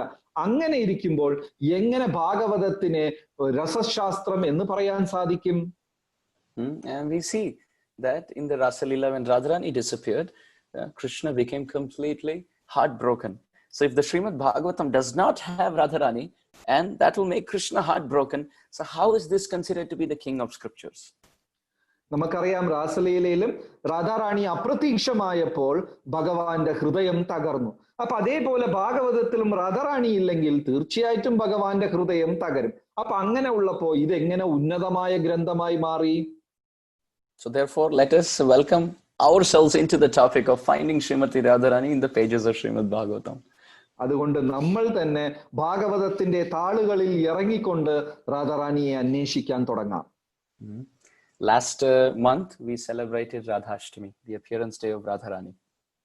കഴിഞ്ഞ മാസം നമ്മൾ എല്ലാവരും രാധാറാണിയുടെ അവതാര ദിനം രാധാഷ്ടമി ആഘോഷിച്ചു. And next month we are celebrating Radharani's month called as Kartik Mas. അടുത്ത മാസം രാധാറാണിയുടെ മാസം നമ്മൾ ആഘോഷിക്കാൻ പോവുകയാണ്, കാർത്തിക മാസം. And between the two is Bhadra Mas, which is the month of Srimad Bhagavatam. So it makes perfect sense that we are sandwiched in the month of Srimad Bhagavatam after the month which had Radharani's appearance, and before the month which is Kartik Mas, which is Radharani's Mas. So we are trying to get Srimad Bhagavatam and Radharani together in the assembly of Vaishnavas. അപ്പോ ഇതിന്റെ രണ്ടിന്റെ ഇടയ്ക്ക് ഭദ്രമാസം കഴിഞ്ഞത് രാധാറാണിയുടെ അവതാരമാസം, ഇനി വരാൻ പോകുന്ന കാർത്തിക മാസം രാധാറാണിയുടെ മാസം, ഇതിന്റെ നടുക്ക് ഭാഗവതത്തിന്റെ മാസം ഭദ്രമാസം. അപ്പൊ ഇതെങ്ങനെയാണ് ഭക്തന്മാരുടെ സംഘത്തിൽ നമുക്ക് മനസ്സിലാക്കാം? So actually when you see in the pages of Srimad Bhagavatam, we don't find the mention of Radharani's name directly. But we will discuss something interesting as to the analysis of different reasons why Radharani's name is hidden in the pages of Srimad Bhagavatam. ഇപ്പൊ വാസ്തവത്തിൽ ഭാഗവതം വായിച്ചു കഴിഞ്ഞാൽ രാധാറാണിയുടെ പേര് കാണാൻ സാധിക്കില്ല. അപ്പൊ അതുകൊണ്ട് നമ്മൾ വിശകലനം ചെയ്ത് ആരാഞ്ഞു നോക്കാം എന്തുകൊണ്ടാണ് രാധാറാണിയുടെ പേര് ഒളിപ്പിച്ചു വച്ചിരിക്കുന്നത് എന്ന്. Point number one, when we go to Vrindavan and when we see the monkeys, they're jumping around very enthusiastically, and you have your pearl necklace in your hand. Will we show the monkey the pearl necklace, or will we hide the pearl necklace from the monkey? നമ്മൾ വൃന്ദാവനത്തിൽ പോകുന്നു. വൃന്ദാവനത്തിൽ പോകുമ്പോൾ കുറെ കുരങ്ങന്മാർ അങ്ങോട്ടും ഇങ്ങോട്ടും ചാടാം. നമ്മുടെ കയ്യിൽ ഒരു മുത്തുമാലയുണ്ട്. അപ്പൊ അഥവാ മുത്തുമാല ഉണ്ടെങ്കിൽ അത് കുരങ്ങനെ കാണിക്കോ അല്ലെ കുരങ്ങന്റെ അടുത്ത് നിന്ന് ഒളിപ്പിക്കോ? Is it intelligent to show the monkey that I have to give a proof that I have a pearl necklace? So monkey, look at this. Here's the pearl necklace. Or is it intelligence to understand this monkey will break this pearl necklace? So looking at the monkey hiding the pearl necklace, which do we think is more intelligent? ഏതാണ് യഥാർത്ഥ ബുദ്ധി? എന്റെ കയ്യിൽ മുത്തുമാല ഉണ്ടെന്ന് തെളിയിക്കാൻ കുരങ്ങനെ കാണിക്കോ, അല്ലെങ്കിൽ ഈ കുരങ്ങൻ പിടിച്ചു കളയുമെന്ന് വിചാരിച്ച് ഈ മുത്തുമാലയെ നമ്മൾ ഒളിപ്പിച്ചു വെക്കോ? ഏതാണ് യഥാർത്ഥ ബുദ്ധി? People in Kali Yuga are worse than monkeys, and Radharani's name is more expensive and more transcendently exalted than pearl necklaces. So look at the contrast, looking at the fallen condition of people in Kali Yuga who are worse than monkeys in their mentality and in their habits. Shukadev Goswami, the speaker of Srimad Bhagavatam, he hid the pearl necklace of Radharani's name very safely into his heart and didn't show this directly. കലികാലത്തിലുള്ള മനുഷ്യര് ഈ കൊരങ്ങന്മാരെക്കാളും മോശമാണ്. അപ്പൊ ഒന്ന് ആലോചിച്ച് നോക്കൂ, രാധാറാണിയാണെങ്കിൽ മുത്തുമാലയെക്കാളും അതിശ്രേഷ്ഠമായ മൂല്യമായതാണ്. അപ്പൊ എങ്ങനെ കാണിക്കും? അതുകൊണ്ട് ശുക മഹർഷി എന്ത് ചെയ്തു? ഒളിപ്പിച്ച് തന്റെ ഹൃദയത്തിൽ കാത്തു സൂക്ഷിച്ചു വെച്ചു. So because we hide the pearl necklace from the monkey and keep it in our pocket, doesn't mean the pearl necklace doesn't exist. It's just that you have to be close to that person, and so that the person can show the pearl necklace to us who are standing next. But if anyone else is walking on the street, they will not know the pearl necklace is there. We have to be close to the person who has it, so then he can share. So similarly, when we hear from the lips of very high class Rasik Vaishnavas who are very close to Shukadev Goswami in the proper parampara, then we see the pearl necklace of Radharani's name and presence in the pages of Srimad Bhagavatam. മുത്തുമാല കാണാത്തത് കൊണ്ട് മുത്തുമാല ഇല്ല എന്ന് അർത്ഥമല്ല. രാധാറാണിയുടെ പേര് അവിടെ വിശദീകരിക്കാത്തത് കൊണ്ട് ഇല്ല എന്ന് അർത്ഥമല്ല. ആരാണോ കാത്തു സൂക്ഷിക്കുന്നത് അദ്ദേഹത്തിന്റെ അടുത്ത് നല്ല സമീപനവും അടുപ്പവും ഉണ്ടെങ്കിൽ അദ്ദേഹം രഹസ്യമായി നമുക്ക് കാണിക്കും. അപ്പം ശുകദേവ് ഗോസ്വാമിയുടെ അടുപ്പം നമ്മൾ സാധിക്കുകയും അദ്ദേഹത്തിന്റെ ഹൃദയത്തിലിരുന്ന് മനസ്സിലാക്കുകയും വൈഷ്ണവരുടെ തിരുമുഖത്തിരുന്ന്, ഉന്നതമായ രസിക വൈഷ്ണവരുടെ തിരുമുഖത്തിലിരുന്ന് അത് കേൾക്കുമ്പോൾ നമുക്ക് അത് അനുഭവിക്കാൻ സാധിക്കും. Still Shukadeva Goswami said, let me still speak about Radharani. എന്നാലും ശുകദേവ് ഗോസ്വാമി പറഞ്ഞു, ഞാൻ രാധാറാണിയെ കുറിച്ച് എന്തെങ്കിലും പറയാം എന്ന് പറഞ്ഞു. It is like putting a pearl necklace out, and maybe the monkey will not bite and chase me. Maybe he will, but there is a possibility he may not. So why should I hide the pearl necklace if that is what the monkey is searching for? It's a possibility that he may not do anything. So with this compassion, Shukadeva Goswami thought that although this is very high class tattva, philosophical understanding, I will try to hide it, but what to do? I want to share it also. So let me as well share it. അപ്പൊ മഹാദയാലുവായ ശുകദേവ് ഗോസ്വാമി വിചാരിച്ചു, ചിലപ്പം ഈ മുത്തുമാലയെ പുറത്തെടുത്ത് കാണിക്കാം, അഥവാ കൊരങ്ങൻ എടുത്തില്ലെങ്കിലോ ഒരു സാധ്യതയുണ്ട്, കൊരങ്ങൻ എടുക്കാതിരിക്കാനും സാധ്യത ഉണ്ട്. അതുകൊണ്ട് ദയ കാരണം അല്പം ഒന്ന് പുറത്തെടുക്കാം എന്നും തീരുമാനിച്ചു. So Shukadeva Goswami, before speaking the Rasalila, offered his obeisances to Srimati Radharani and all the gopis and the sakhis, and took their permission before he started. അതുകൊണ്ട് ശുകദേവ് ഗോസ്വാമി രാസലീല വിവരിക്കുന്നതിന് മുമ്പേ രാധാറാണിയുടെയും മറ്റെല്ലാ ഗോപസ്ത്രീകളുടെയും അനുവാദവും ആശീർവാദവും മേടിച്ചുകൊണ്ട് അദ്ദേഹം തുടങ്ങി. Srimati Radharani appeared there with her sakhis, Lalita, Vishakha, Indulekha, Chitra, Champaklata, Tungavidya, Rangadevi, Sudevi. Ashta sakhis of Radharani, they appeared and looked at Shukadeva Goswami and did, shh, don't, please don't.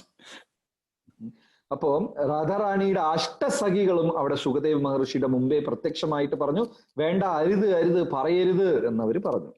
First of all, they're all male sitting here and we are female, and we don't want our names to come out like this. It's better to be hidden.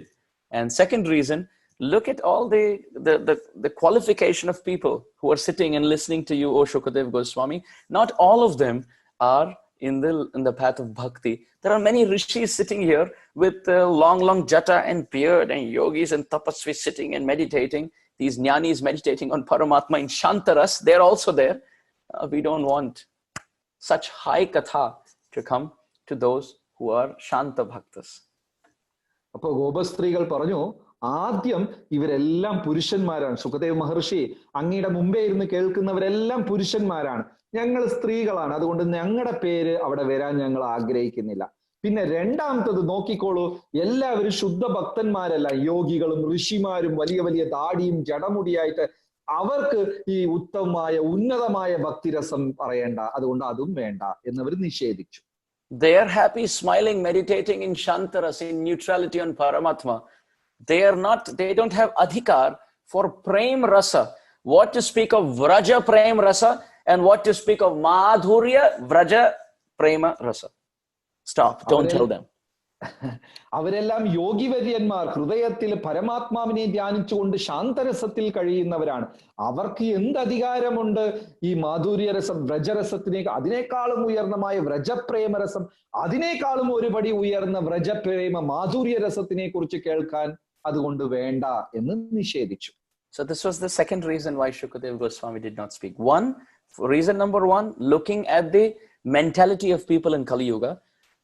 Reason number two, looking at the audience. Not all of them were devotees, mixed audience, and Radharani mentioned. So these are the two reasons to quickly recap as we proceed ahead. അപ്പൊ ഇതാണ് രണ്ട് കാരണം ശുകദേവ് മഹർഷി രാധാറാണിയെ കുറിച്ച് വിവരിക്കാത്തത്. ഒന്ന്, ഈ കാലത്തുള്ള മനുഷ്യരുടെ ചിന്താഗതി. രണ്ടാമത്തത്, അവിടെ കൂടിയിരുന്ന വ്യക്തികളുടെ യോഗ്യത. അവർക്കിത് മനസ്സിലാക്കാനുള്ള യോഗ്യതയും അവർക്ക് യാതൊരു തരത്തിലുള്ള ക്വാളിഫിക്കേഷനും ഇല്ല. അതുകൊണ്ട് രാധാറാണി നിഷേധിച്ചു. Third reason, Shukadeva Goswami looked at who is listening to the Srimad Bhagavatam primarily, and it was Parikshit Maharaj.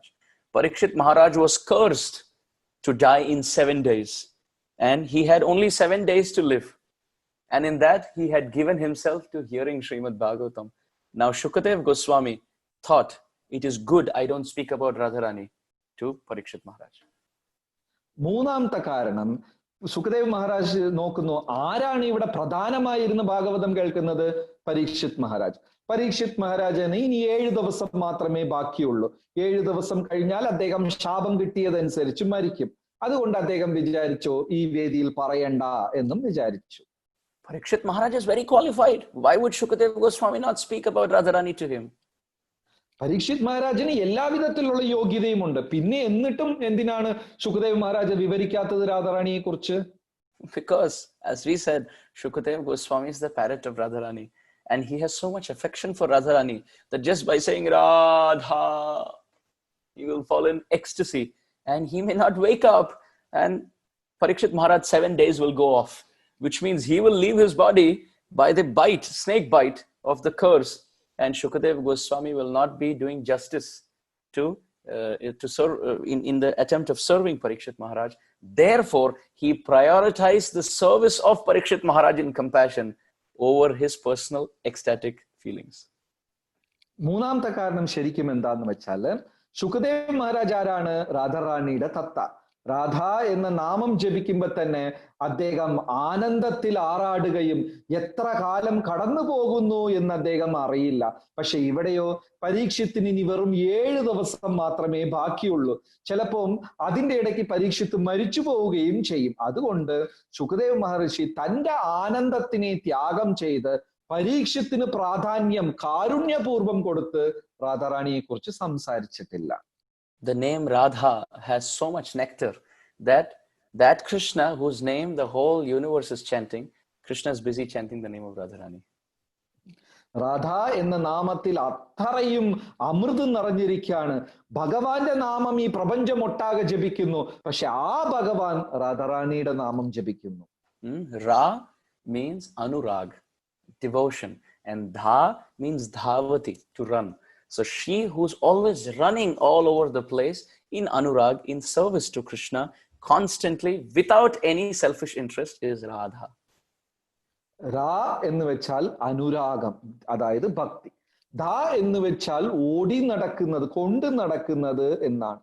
യാതൊരു തടസ്സമില്ലാமல் നിരന്തരമായി ആ ഭക്തിയെ കൊണ്ട് നടക്കുന്നതാണ് രാധ എന്ന വാക്കിന്റെ അർത്ഥം. This name is so dear to Krishna. Krishna has said, Ra ucharana matrena. Just by saying Ra, Yami Shravana Lobataha, I come to hear with great enthusiasm. And Dha Ucharanam Paschad, if someone says Dha after Ra, Dadami Bhaktin Uttamam, I sell myself to that person by giving him devotion. Radha എന്ന നാമം അമൃതം നിറഞ്ഞതാണ്. അപ്പൊ ഏതെങ്കിലും ഒരു ഭക്തൻ രാ എന്ന് തുടങ്ങിയാൽ തന്നെ ഞാൻ ശ്രമിക്കാൻ പൂർണ്ണ ആകാംക്ഷയോട് അവന്റെ അടുത്തെത്തും. അത് തുടർന്ന് അവൻ ദാ എന്നുകൂടെ ജപിച്ചു കഴിഞ്ഞാൽ എല്ലാം വിട്ടിട്ട് ഞാൻ പൂർണ്ണമായി എന്നെ തന്നെ അവന് സമർപ്പണമായി നൽകുകയും ചെയ്യും. Prabodhananda Saraswati says Krishna is never even able to say Radha completely, because by the time he says Ra, he's choked in emotions of gratitude that how much the devotee Radharani selflessly serves him. There is nothing in my possession that I can reciprocate with her, Krishna is thinking. And in this way, he's choking as he is chanting, and he's not even able to say the two syllables Ra and Dha together. പ്രബോധാനന്ദ Saraswati എന്താ വിവരിക്കുന്നതെന്ന് വെച്ചാൽ, കൃഷ്ണ ഭഗവാൻ രാധ എന്ന നാമം പൂർണ്ണമായിട്ട് പോലും ഉച്ചരിക്കുന്നില്ല. രാ എന്ന് പറയുമ്പോൾ തന്നെ ഈ നിസ്വാർത്ഥമായ ഭക്ത എനിക്ക് വേണ്ടി എന്തെല്ലാം ചെയ്തു എന്ന് ചിന്തിച്ച് ആനന്ദത്തിൽ ആറാടിക്കൊണ്ട് അദ്ദേഹം തൊണ്ടയിടറി ശബ്ദം പുറപ്പെടുവിക്കാതെ അദ്ദേഹം അങ്ങനെ തന്നെ അതിന് സമർപ്പിക്കുകയാണ് ചെയ്യുന്നത്. So imagine if Shukadev Goswami, as the parrot of Radharani, is going to sit and say, Radha, what is going to happen to him? He will fall in samadhi, in deep emotions of absorption, and 7 days will pass, and Parikshit Maharaj will leave this world. And then Shukadev Goswami will come out of trance and he will realize, oh, alas, alas, I went into trance and I lost track of time. So therefore, to serve Parikshit Maharaj and stop his personal ecstasy, he did not speak the name of Radharani in the pages of Srimad Bhagavatam. ആലോചിച്ചു നോക്കൂ, അതായത് ശുകദേവ് മഹാരാജ് രാധാറാണിയുടെ നാമം ജപിക്കുകയാണെങ്കിൽ ഉടൻ തന്നെ അദ്ദേഹം സമാധിയിലാവുകയും സമയാതീതനായി സമയം കടന്നു പോവുകയും ചെയ്യും. പിന്നെ അദ്ദേഹം തിരിച്ചു ഉണർന്നു വരുമ്പോൾ പരീക്ഷിത്ത് മഹാരാജാവ് ശരീരം ഉപേക്ഷിച്ച് പോയിട്ടുണ്ടാവും. ആ ഒരു കുറ്റബോധവും ഉണ്ടാകും.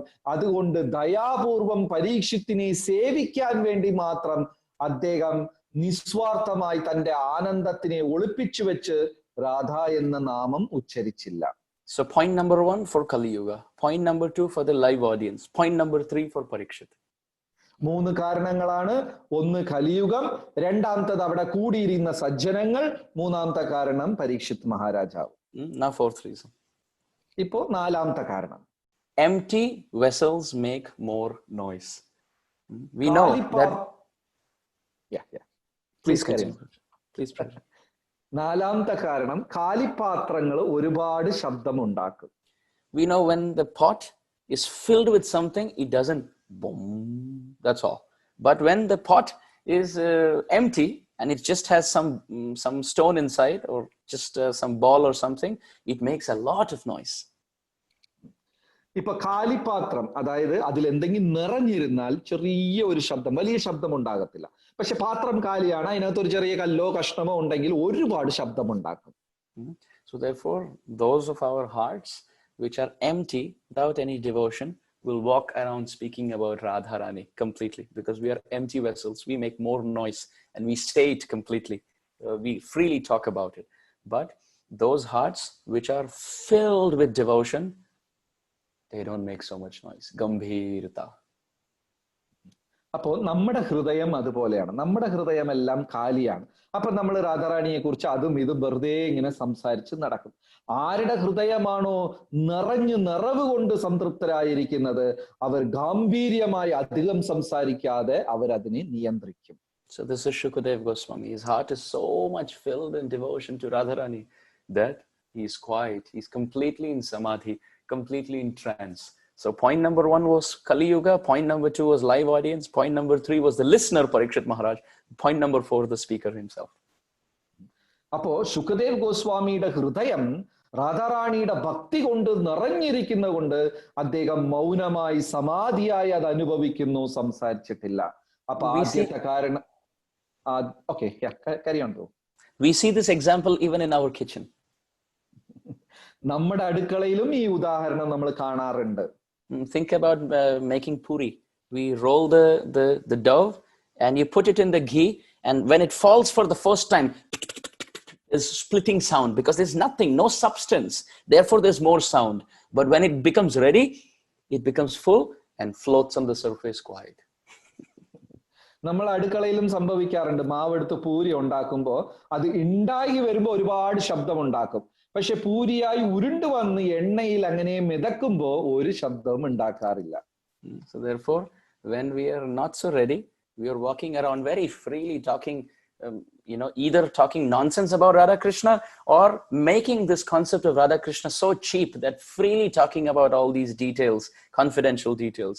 But for those great Vaishnavas, those who are like Puri, completely pakka, made, they're floating on the surface of rasa, but they're so much choked in samadhi that they are quiet, they don't speak about it.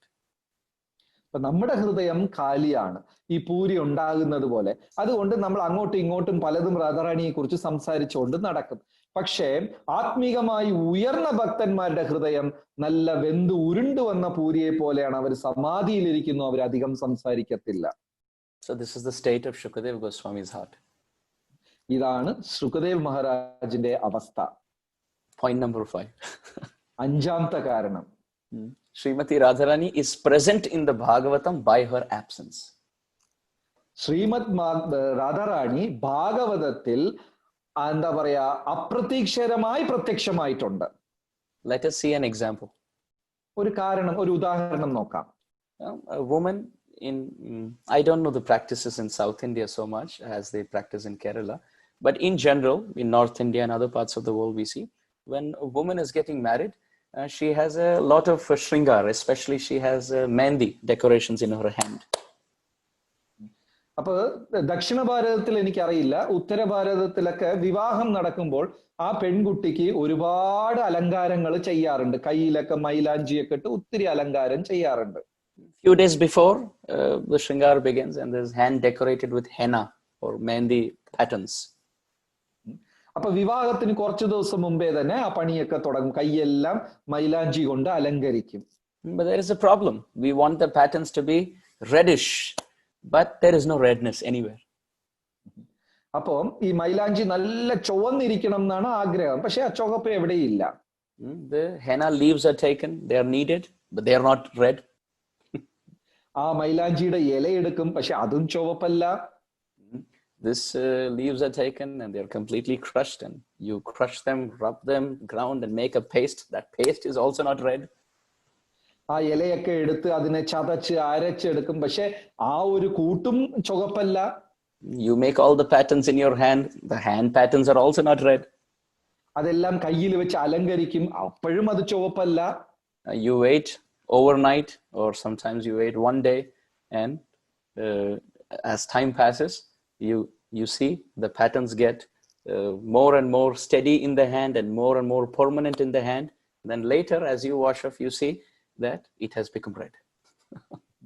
അപ്പോ ചിലപ്പോ ഒരു ദിവസവും കുറച്ചു നേരവും കാത്തിരുന്നിട്ട് പിന്നെ അതെല്ലാം കഴുകി കഴിയുമ്പോ പിന്നെ നമുക്ക് കാണാൻ സാധിക്കും അത് നല്ല ചുവപ്പ് നിറത്തിലുള്ളത്. So it's interesting. Is the redness there? It's not there.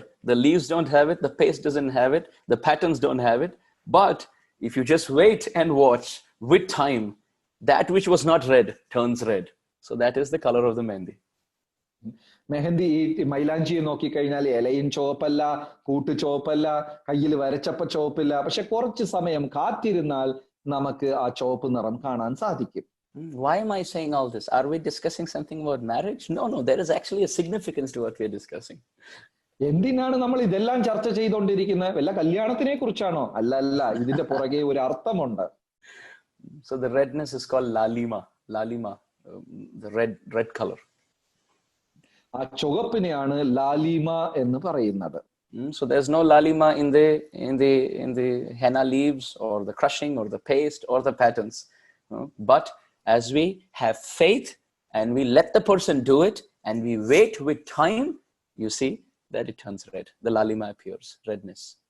അപ്പൊ ഇലയിലില്ല, കൂട്ടിലില്ല, വരച്ചതിലില്ല, ഒന്നുമില്ല. പക്ഷെ നമ്മൾ ക്ഷമയോട് കാത്തിരുന്ന് അതിന്റെ പ്രവർത്തനം ചെയ്യാൻ അനുവദിച്ചു കഴിഞ്ഞാൽ ആ ലാലിമ ചുവന്ന നിറം പ്രത്യക്ഷമാകും.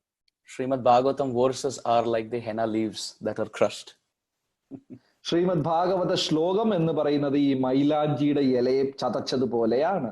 And the artist who's coming to grind and make of course, grind the mehndi leaves and then make the patterns, he is Sadhu Guru. അപ്പൊ ആരാണ് ഈ മൈലാഞ്ചി ഇല എടുത്ത് ചതച്ച് ഒരു കൂട്ടാക്കുന്നത്? അദ്ദേഹമാണ് സാധു ഗുരു. The commentaries of the great acharyas. ആചാര്യന്മാരുടെ വ്യാഖ്യാനം. What is the hand?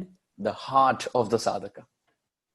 ആ കൈ എന്താണ്? മൈലാഞ്ചി വരയ്ക്കുന്ന കൈ എന്താണ്? ഒരു ഭക്തി പരിശീലിക്കുന്ന വ്യക്തിയുടെ ഹൃദയം. And what are the patterns? Harikatha. അതിൽ വരച്ച ആ അലങ്കാരങ്ങൾ എന്തൊക്കെയാണ്? അതൊക്കെയാണ് ഹരികഥ.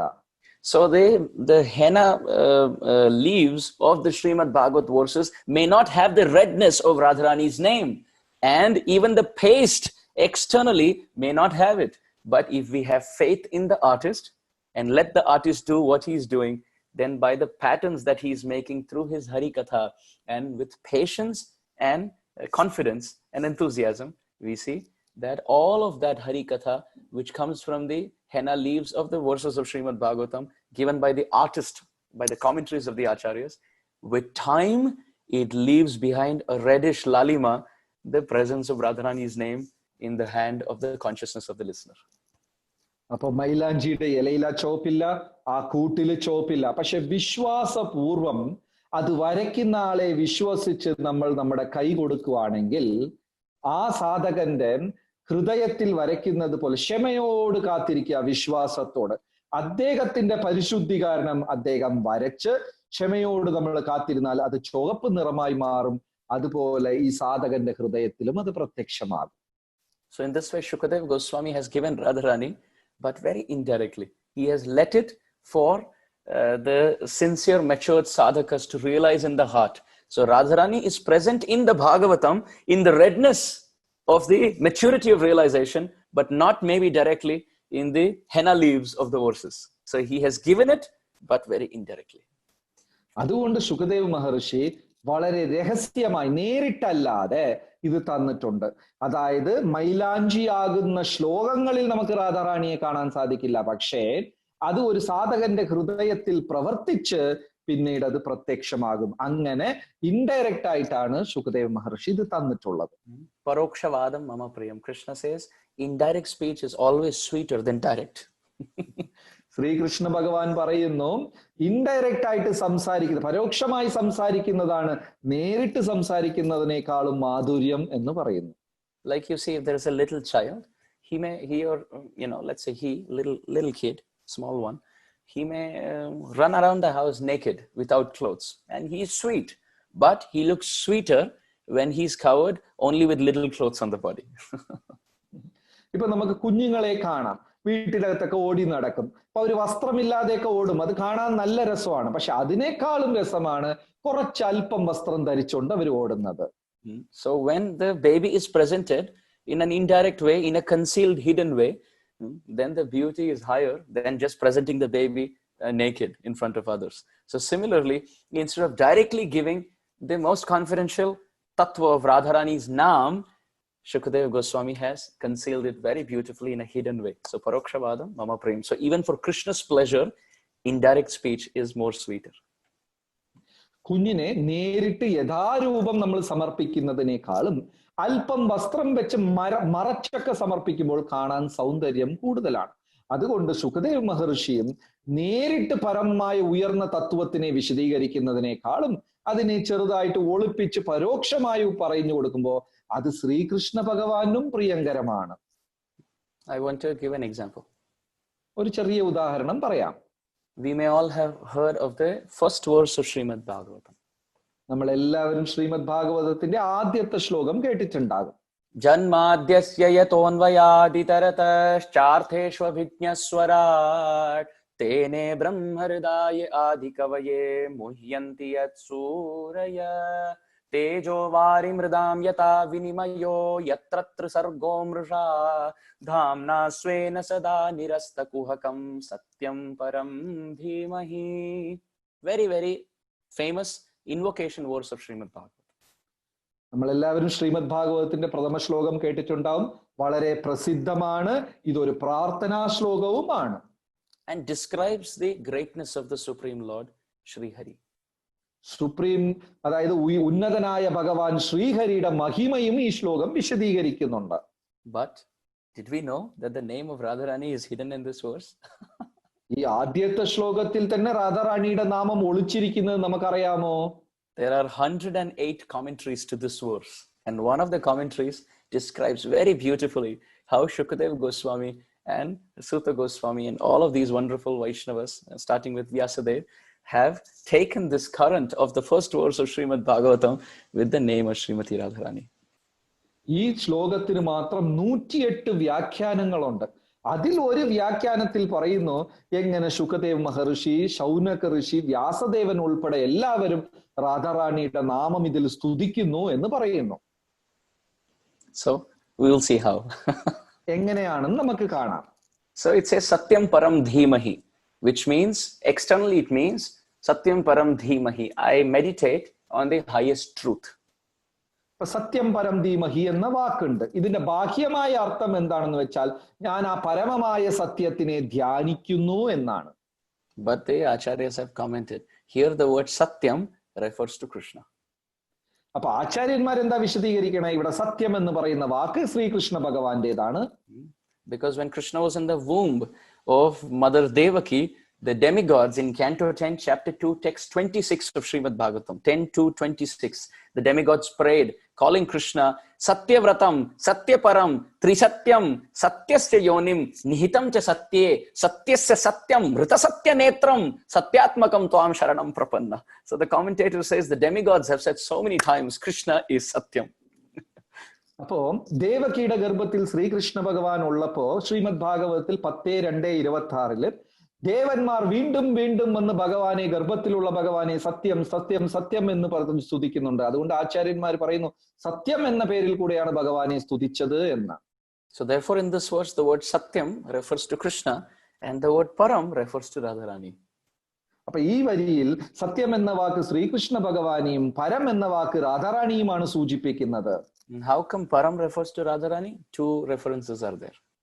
എങ്ങനെയാണ് ഈ പരം എന്ന വാക്ക് രാധാറാണിയെ സൂചിപ്പിക്കുന്നത്? അതിന് രണ്ട് കാരണങ്ങൾ ഇവിടെ ഉണ്ട്.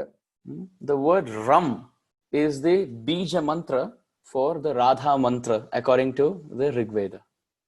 ഋഗ്വേദം അനുസരിച്ച് റം എന്ന് പറയുന്ന ശബ്ദം Radha മന്ത്രത്തിന്റെ ബീജമന്ത്രവുമാണ്. So when you say Param, it refers to Radharani. അപ്പൊ നമ്മൾ പരം എന്ന് പറയുമ്പോൾ അത് രാധാറാണിയെ സൂചിപ്പിക്കുന്നതാണ്. Also second reference, Devi Krishna Mayi Prokta Radhika Para Devata. Vyasadev has said in the Puranas that of all the different personalities, Krishna is the highest, and of course higher than Krishna is Srimati Radharani, and therefore she is the Para Prakriti. She is the source of all the different internal potencies. Radhika Para Devata. Therefore that Param refers to that Radhika Para Devata as Radharani. വ്യാസമഹർഷി മറ്റു പുരാണങ്ങളിൽ വിശദീകരിക്കുന്നുണ്ട്. അതായത് പര എന്ന് പറയുന്നത് രാധാറാണി, എല്ലാവരിലും വെച്ച് അതിശ്രേഷ്ഠമായ ദേവി പരാപ്രകൃതിയാണ് എന്ന് വ്യാസമഹർഷി സൂചിപ്പിക്കുന്നുണ്ട്. അതുകൊണ്ട് തീർച്ചയായും പരം എന്ന വാക്ക് രാധാറാണിയെ സൂചിപ്പിക്കുന്നതാണ്. So therefore Satyam is Krishna, Param is Radharani, and then Dhimahi means we meditate on that divine couple before we start reading Srimad Bhagavatam. അപ്പൊ ഇവിടെ സത്യം എന്ന വാക്ക് ശ്രീകൃഷ്ണ ഭഗവാനെയും പരം എന്ന വാക്ക് രാധാറാണിയും സൂചിപ്പിക്കുന്നു. ധീമഹി എന്ന് വെച്ചാൽ ഞാൻ അവരെ ധ്യാനിക്കുന്നു എന്നാണ്. അതുകൊണ്ട് ഭാഗവതം തുടങ്ങുന്നതിന് മുമ്പ് രാധാകൃഷ്ണന്മാരെ നമ്മൾ ധ്യാനിക്കുന്നു. But it doesn't end there. If we think that's all that it talks about in the first verse, welcome. പക്ഷെ ഇത് ഇവിടെ വെച്ച് അവസാനിക്കുന്നില്ല, ഇത്രയേ ഉള്ള എന്ന് വിചാരിക്കേണ്ട, ഇതിലും കൂടുതലുണ്ട്. Srimad Bhagavatam is Ananta. It's unlimited. Shrimad Bhagavatam അനന്തമാണ്. So when Radha and Krishna interact, what happens? Janma. There is appearance of something. What is it? Janma Adi Asya Yataha. Adi means Adi Rasa or Madhurya Rasa. So therefore when Satyam and Param interact, Dhimahi, we meditate on their interaction, then there is Janma, Avirbhav, there's appearance of Adi Rasa. So Janma Adyasya. The start talks about Madhurya Rasa, and the conclusion of the verse talks about the Vishaya and Ashray of that Madhurya Rasa. That's Radha and Krishna. അപ്പോ സത്യം പരം ഇവരെ രണ്ടുപേരെയും നമ്മൾ ധ്യാനിക്കുമ്പോൾ അവരുടെ സമ്പർക്കത്തിൽ ഉണ്ടാകുന്നത് ഒരു ജന്മം, തീർച്ചയായും ഒരു ജന്മം ഉണ്ടാകണം. ആ ജന്മം എന്താണ്? ആദിരസം, ആദ്യത്തെ രസത്തിനെ കുറിച്ചാണ്. അപ്പൊ ഭാഗവതം തുടങ്ങുന്നത് തന്നെ ആ ഒരു ആദ്യത്തെ രസത്തിനെ കുറിച്ചും അവസാനിക്കുന്നത് ആശ്രയം വിഷയത്തെയും നമ്മൾ ധ്യാനിക്കുന്നു അതിൽ കൂടെയാണ്. If we think that's all the first verse says, please come closer to the verse. അത്രയേ ഉള്ളോ എന്ന് വിചാരിച്ചാൽ ഇല്ല, കുറച്ചും കൂടെ അടുത്ത് വരൂ. Janmadyasya yataha anvaya itarata. Two words have been used. Anvaya means directly, itarata means indirectly, which means Radharani serves Krishna directly as herself and indirectly as her expansions, the gopis that we previously mentioned. അവിടെ മാത്രം വെച്ച് അവസാനിക്കുന്നില്ല. അവിടെ അതിന്റെ അടുത്ത വാക്കുകൾ അന്വയ ഇതര, ബാഹ്യമായും ആന്തരികമായും, അല്ലെങ്കിൽ രണ്ട് രീതിയിലും. അപ്പൊ രാധാറാണി സ്വയം രാധാറാണിയായിട്ടും ഭഗവാനെ സേവിക്കുന്നു, അല്ലാതെ വിസ്തരിച്ച് ഗോപസ്ത്രീകളായിട്ടും ഭഗവാനെ സേവിക്കുന്നു. So Abhijnaha, although Krishna knows everything and he thinks he's Swarat, but he is Swarat. It's not that he's independent, he's dependent on someone who is very close to him. Swa, that is Radharani. അപ്പൊ ഇതോട് വെച്ച് അവസാനിക്കുന്നില്ല. ഇത് കഴിഞ്ഞാൽ ഭഗവാൻ സ്വതന്ത്രനാണ് എന്ന് വിചാരിക്കുന്നു. പക്ഷെ യഥാർത്ഥത്തിൽ സ്വതന്ത്രനല്ല. തന്റെ സ്വന്തമായ എന്തിനെയോ ഭഗവാൻ ആശ്രയിക്കുന്നു. ഭഗവാന്റെ സ്വന്തം എന്ന് പറയുമ്പോൾ രാധാറാണി, രാധാറാണിയെ ഭഗവാൻ ആശ്രയിക്കുന്നു എന്നാണ്. And all these interpretations are given in the heart of whom? Tene Brahma. All of these interpretations of the deeper secrets of Radha Krishna's presence in the Bhagavatam, Adi Kavaye, it's given in the heart of those devotees aspiring for Adiras. അപ്പൊ ഈ രഹസ്യമെല്ലാം എവിടെയാണ് ഇരിക്കുന്നത്? ആ ഉത്തമമായ ആദികവയെ എന്ന് പറയുന്ന ഭക്തന്മാരുടെ ഹൃദയത്തിൽ കാത്തു സൂക്ഷിക്കുകയും ഒളിപ്പിച്ചു വെക്കുകയുമാണ് ചെയ്തിരിക്കുന്നത്. If someone is aspiring for bhakti at the lotus feet of Narasimhadev, then these realizations are not appearing in his heart. Or someone for Varahadev, or maybe even for Krishna in Mathura or Dwarka, or maybe in Vrindavan, but for Vatsalya Rasa, then all of these meanings may not appear. But in the Gaudiya Parampara, where the ultimate destination is Adi Rasa, Adi Kavaye, it's coming in the Parampara of great Acharyas who are all Adi Kavi. They are poets aspiring for Adi Rasa, Madhuri Rasa. So Tene Brahma Hridaya Adi Kavaye, it's given in the heart of such great sadhus. അപ്പോ ഇതിപ്പോ നരസിംഹമൂർത്തി എടുത്താണ് ഒരാൾക്ക് ഭക്തി ഉണ്ടെന്ന് വെക്കുക, അല്ലെങ്കിൽ വരാഹമൂർത്തി, അല്ലെങ്കിൽ ദ്വാരകയിലോ മധുരയിലോ ഉള്ള ശ്രീകൃഷ്ണ ഭഗവാൻ, അല്ല അതുമല്ല വൃന്ദാവനത്തിൽ കൃഷ്ണനെ വാത്സല്യഭാവത്തിൽ, ഇങ്ങനെയൊക്കെ ആണെങ്കിൽ ഈ ശ്ലോകങ്ങളുടെ ഈ രഹസ്യമായ അർത്ഥം അവരുടെ ഹൃദയത്തിൽ പ്രത്യക്ഷമാകില്ല. ആർക്കാണ് പ്രത്യക്ഷമാകുന്നത്? ആദി കവി. അവർ കവികൾ മാത്രമല്ല, ആദിരസത്തിനെ ആഗ്രഹിക്കുന്ന പരിശുദ്ധ ഭക്തന്മാർ. ആ ഭക്തന്മാരുടെ ഹൃദയത്തിൽ മാത്രമേ ഈ രഹസ്യം പ്രത്യക്ഷമാവുകയുള്ളൂ. And these interpretations and the depth of Radha and Krishna's prem is such, muhyanti yat surayaha, even the demigods get stunned and confused. ഈ വ്യാഖ്യാനവും ഈ വിശദീകരണമെല്ലാം ദേവന്മാർക്ക് പോലും ഉൾക്കൊള്ളാൻ സാധിക്കുന്നില്ല. അവരെല്ലാം ഇത് കേട്ട് സ്തംഭിതരായി നിൽക്കുകയാണ്. So then next line, Tejo Vari Mridam. 3 words have been used. Teja Vari Mrida. അപ്പൊ അടുത്ത വരി നമുക്ക് നോക്കാം. ഇവിടെ 3 വാക്കുകൾ, തേജോ വാരി മൃത, 3 വാക്കുകളാണ് ഉപയോഗിച്ചിരിക്കുന്നത്. Tejo Vari Mridam Yatha Vinimayo.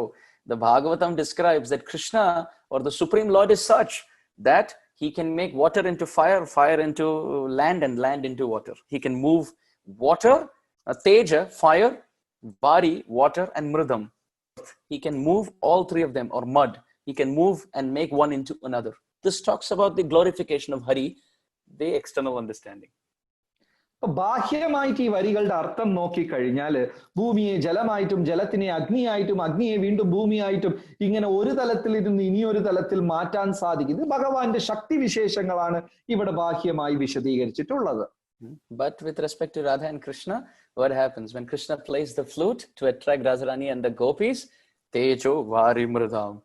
The stones, which are like rock, they melt and flow like water. And water of the Yamuna becomes stunned and becomes as solid as rock. So by playing the flute in Vrindavan, Tejo Vari Mridam Yatha Vinimayo, he's changing earth in the form of rock to flow like water, and water to become stunned, the water of the Yamuna to be stunned like rock. ഈ ബാഹ്യമായ അർത്ഥം രാധാറാണിയുടെ കാര്യത്തിൽ നമുക്ക് നോക്കാം. എന്താ സംഭവിക്കുന്നത്? ശ്രീകൃഷ്ണ ഭഗവാൻ ഓടക്കുഴൽ വായിക്കുന്ന സമയത്ത് അവിടെ യമുനയാകുന്ന നദി, അതായത് ഒഴുകി, അപ്പോ അത് ഒരഞ്ഞ്, ആ യമുന ഒരഞ്ഞ്, പ്രഭു once again what happens first? So when Krishna plays the flute, the rocks melt and become water. Okay, rocks yeah. അപ്പോ പാറകൾ നദിയായി മാറുകയും ആ യമുന നദി ഒഴുകുന്നതിൽ സ്തംഭിച്ച് ഉറച്ച് അങ്ങനെ വീണ്ടും പാറയായി നിൽക്കുകയും ചെയ്യുന്നു. So in this way, Tejo Vari Mridam in Vrindavan, because of his affection for Radharani, Krishna plays the flute and makes solid into liquid and liquid into solid. അപ്പോ ഭഗവാന്റെ പ്രീതിക്കായി അല്ലെങ്കിൽ രാധാറാണിയുടെ പ്രീതിക്കായി ഭഗവാൻ ഓടക്കുഴൽ വായിക്കുകയും അവിടെ എന്താ പറയാ, പാറ വെള്ളമായി ജലമായി മാറുകയും ജലം വീണ്ടും പാറയായി ഉറക്കുകയും ചെയ്യുന്നു. So this is Krishna's affection for Radharani. But the next phrase says, next 2 phrases talk about Radharani's affection for Krishna. അപ്പൊ ഈ വരികളിൽ കൂടെ നമ്മൾ മനസ്സിലാക്കുന്നത് ശ്രീകൃഷ്ണ ഭഗവാന് രാധാറാണിയുടെ അടുത്തുള്ള സ്നേഹം. അടുത്ത 2 വരികൾ എന്താ പറയുന്നത്? രാധാറാണിക്ക് ഭഗവാന്റെ അടുത്തുള്ള സ്നേഹത്തിനെയാണ് വിശദീകരിക്കുന്നത്. Little technical, but please stay with me. കുറച്ച് സൂക്ഷ്മമായ വിശദീകരണമാണ്, ശ്രദ്ധിച്ചു കേൾക്കുക. There are 4 different camps of gopis. ഗോപസ്ത്രീകൾക്ക് 4 വ്യത്യസ്തമായ വിഭാഗങ്ങൾ ഉണ്ട്. Those in the camp of Radharani are called Swapaksha. രാധാറാണിയുടെ കൂട്ടരെ സ്വപക്ഷ എന്ന് പറയും. Second camp, those who are friendly to Radharani. They are not in the camp of Radharani, but friendly. They are called Suhrit Paksha. രണ്ടാമത്തെ വിഭാഗം രാധാറാണിയുടെ കൂടെയല്ല, പക്ഷെ രാധാറാണിയുടെ സുഹൃത്തുക്കളാണ്, അതുകൊണ്ട് സുഹൃത് പക്ഷ എന്ന് പറയും. Third camp is Tatastha Paksha, which means they are okay to Radharani and okay to Chandravali, who is another camp. അപ്പൊ മൂന്നാമത്തെ കൂട്ടം തടസ്ഥ പക്ഷ, അവര് രാധാറാണിയുടെ കൂടെയും ഓക്കെ ആണ്, അല്ലെങ്കിൽ ഇനി ഒരു വശത്തുള്ള ചന്ദ്രാവലിയുടെ കൂടെയും അവർക്ക് ഓക്കെ ആണ്. And the fourth is called Vipaksha, which means that is the camp of Chandravali. Radharani and Chandravali are considered to be rivals. അപ്പൊ നാലാമത്തെ വിഭാഗം ചന്ദ്രാവലിയാണ്, അവരെ വിപക്ഷ എന്നാണ് പറയുന്നത്. രാധാറാണിക്ക് എതിർമറ നേരിട്ട് ഉള്ളതാണ്. So for Radharani, sorry Prabhuji? No, I didn't get the right word for rivalry. It's not exactly enemy, but I didn't get the right word. Competitor. Okay, മത്സരിക്കുന്ന ഭാവമുള്ള വ്യക്തികൾ. Transcendental, loving competition. ആധ്യാത്മികമായി പ്രേമിക്കുന്ന മത്സരിക്കുന്ന ഭാവമുള്ളവർ. Just like two brothers, they may have some competition between each other, not because they hate each other, but because they both want the affection of their parents. രണ്ട് സഹോദരന്മാരുടെ ഇടയ്ക്ക് ചെറിയ മത്സരം ഉണ്ടാവും, ശത്രുത ഉണ്ടാവില്ല, ചെറിയ മത്സരം, മാതാപിതാക്കളുടെ സ്നേഹം പഠിച്ചെടുക്കാൻ വേണ്ടിയിട്ട്. So similarly, one camp Radharani, one camp Chandravali. ഒരു വിഭാഗം രാധാറാണി, ഇനി ഒരു വിഭാഗം ചന്ദ്രാവലി. So therefore, 4 camps. Radharani's own camp is called Swapaksha. Then that camp which is very friendly to Radharani's camp is called Suhrit Paksha. Then third, they're okay to Radharani and Chandravali, Tatastha Paksha. And then that which is exclusively Chandravali's camp, Vipaksha. അപ്പൊ 4 വിഭാഗമാണുള്ളത്. രാധാറാണിയുടെ സ്വന്തം വിഭാഗം അത് സ്വപക്ഷ, രാധാറാണിയെടുത്ത് സുഹൃത്തുള്ള വിഭാഗം അത് സുഹൃത്ത് പക്ഷ, മൂന്നാമത്തത് തടസ്ഥ പക്ഷ, അവർ ഇങ്ങോട്ടും അങ്ങോട്ടും നിൽക്കും, നാലാമത്തത് വിപക്ഷ ചന്ദ്രാവലിയുടെ. So what does Radharani do? Yatra trisargo mrisha. Coming to the verse of the Srimad Bhagavatam. Except for her, she has 3 outside camps. 3 sarga. Sarga means groups, 3 means 3. അപ്പൊ അടുത്ത വരി ഇവിടെ പറയുന്നത് യത്ര ത്രിസർഗോ അമൃഷ, അതായത് രാധാറാണിയുടെ സ്വന്തമല്ലാതെ വീണ്ടും 3 വിഭാഗങ്ങളുണ്ട്. 3 വിഭാഗത്തിനെയാണ് ഈ വാക്ക് സൂചിപ്പിക്കുന്നത്. What it means is Radharani is very close to her paksha, but then she speaks lies and her camp speaks lies to the other 3 pakshas. Why? To get Krishna's attention. For example, if the other pakshas are also searching for Krishna, Radharani's paksha will go out and say, I think we all saw Krishna walk this way. So then all the paksha will go there and then they will call Krishna to their kunj or their camp. So yatra trisarga amrisha. Radharani and her paksha, they will lie to the 3 sarga, to the 3 camps, so that to distract them, so that Krishna can come into their kunj and their service. ഈ വാക്ക് സൂചിപ്പിക്കുന്നത് രാധാറാണി എങ്ങനെയാണ് തന്റെ പക്കൽ കൃഷ്ണനെ വെച്ചുകൊണ്ട് മറ്റു 3 പക്കലും വന്നിട്ട് കള്ളം പറഞ്ഞ് അവരെ ഒഴിവാക്കുക. അപ്പൊ എങ്ങനെയെന്ന് വെച്ചാൽ വന്ന് ചോദിച്ചു കഴിഞ്ഞാൽ അയ്യോ കൃഷ്ണൻ ഇവിടെ ഇല്ലല്ലോ, അവിടെ കണ്ടല്ലോ എന്നൊക്കെ പറഞ്ഞ് അവരെ വഴിതിരിപ്പിച്ചിട്ട് സ്വന്തം കുഞ്ചത്തിൽ കൊണ്ടുപോയി അവരെ ആസ്വദിക്കുക, മറ്റുള്ളവരിൽ ഇരുന്ന് മാറ്റുക. അതാണ് ഈ വാക്കുകൾ കൊണ്ട് നമ്മൾ മനസ്സിലാക്കുന്നത്. But does Radharani cheat her own swapaksha? Radha Rani സ്വന്തം സ്വപക്ഷത്തിനെ വഞ്ചിക്കുമോ? No. Dhamna swena sada nirasta kuhakam. Dhamna swena, to her own paksha, she always speaks the truth and says Krishna is there. That is dhamna swena sada nirasta kuhakam. She never lies to her own paksha. ധാംനസ്വേന സദാ നിരഷ്ട കുഹം. അപ്പൊ സ്വന്തം പക്ഷത്ത് രാധാറാണി കള്ളം പറയോ? അവരെടുത്ത് കള്ളം പറയത്തില്ല, അവരെടുത്ത് സത്യം പറയും, ഭഗവാൻ ഇവിടെ ഉണ്ട് എന്ന് പറയും. And therefore Satyam Param Dhimahi. To that divine couple Radha and Krishna, I offer my obeisances. അതുകൊണ്ട് ഇത് ഈ വരിയും പറഞ്ഞ് അവസാനിക്കുന്നു. ആ ദിവ്യമായ ദമ്പതികൾക്ക് ഞാൻ എന്റെ പ്രണാമം അർപ്പിക്കുന്നു. So this is the first verse of Srimad Bhagavatam. We have not even started the first canto. 18,000 verses just completely painted with the beauty of Radha and Krishna's prem. ഇപ്പൊ നമ്മൾ ഇവിടെ ചർച്ച ചെയ്തത് ഭാഗവതത്തിന്റെ പ്രഥമ ശ്ലോകമാണ്. 18,000 ശ്ലോകം ഇതുണ്ട്. ഇതെല്ലാം രാധാകൃഷ്ണന്റെ ഛായ കൊണ്ട് നിറഞ്ഞതാണ്. So in this way, we were mentioning how Srila Shukadeva Goswami has kept Radharani's name in a very confidential way. This is an interpretation coming from the Nimbark Sampradaya, by the way. അപ്പോ ഇതിൽ കൂടെ നമുക്ക് മനസ്സിലാക്കാം എങ്ങനെ ശുകദേവ് മഹർഷി രാധാറാണിയുടെ പേര് ഒളിപ്പിച്ചു വെച്ചിരുന്നു എന്ന്. ഈ വിശദീകരണമെല്ലാം നിംബർക്ക സമ്പ്രദായത്തിൽ നിന്ന് വരുന്നതാണ്. But even after saying this, he directly said it.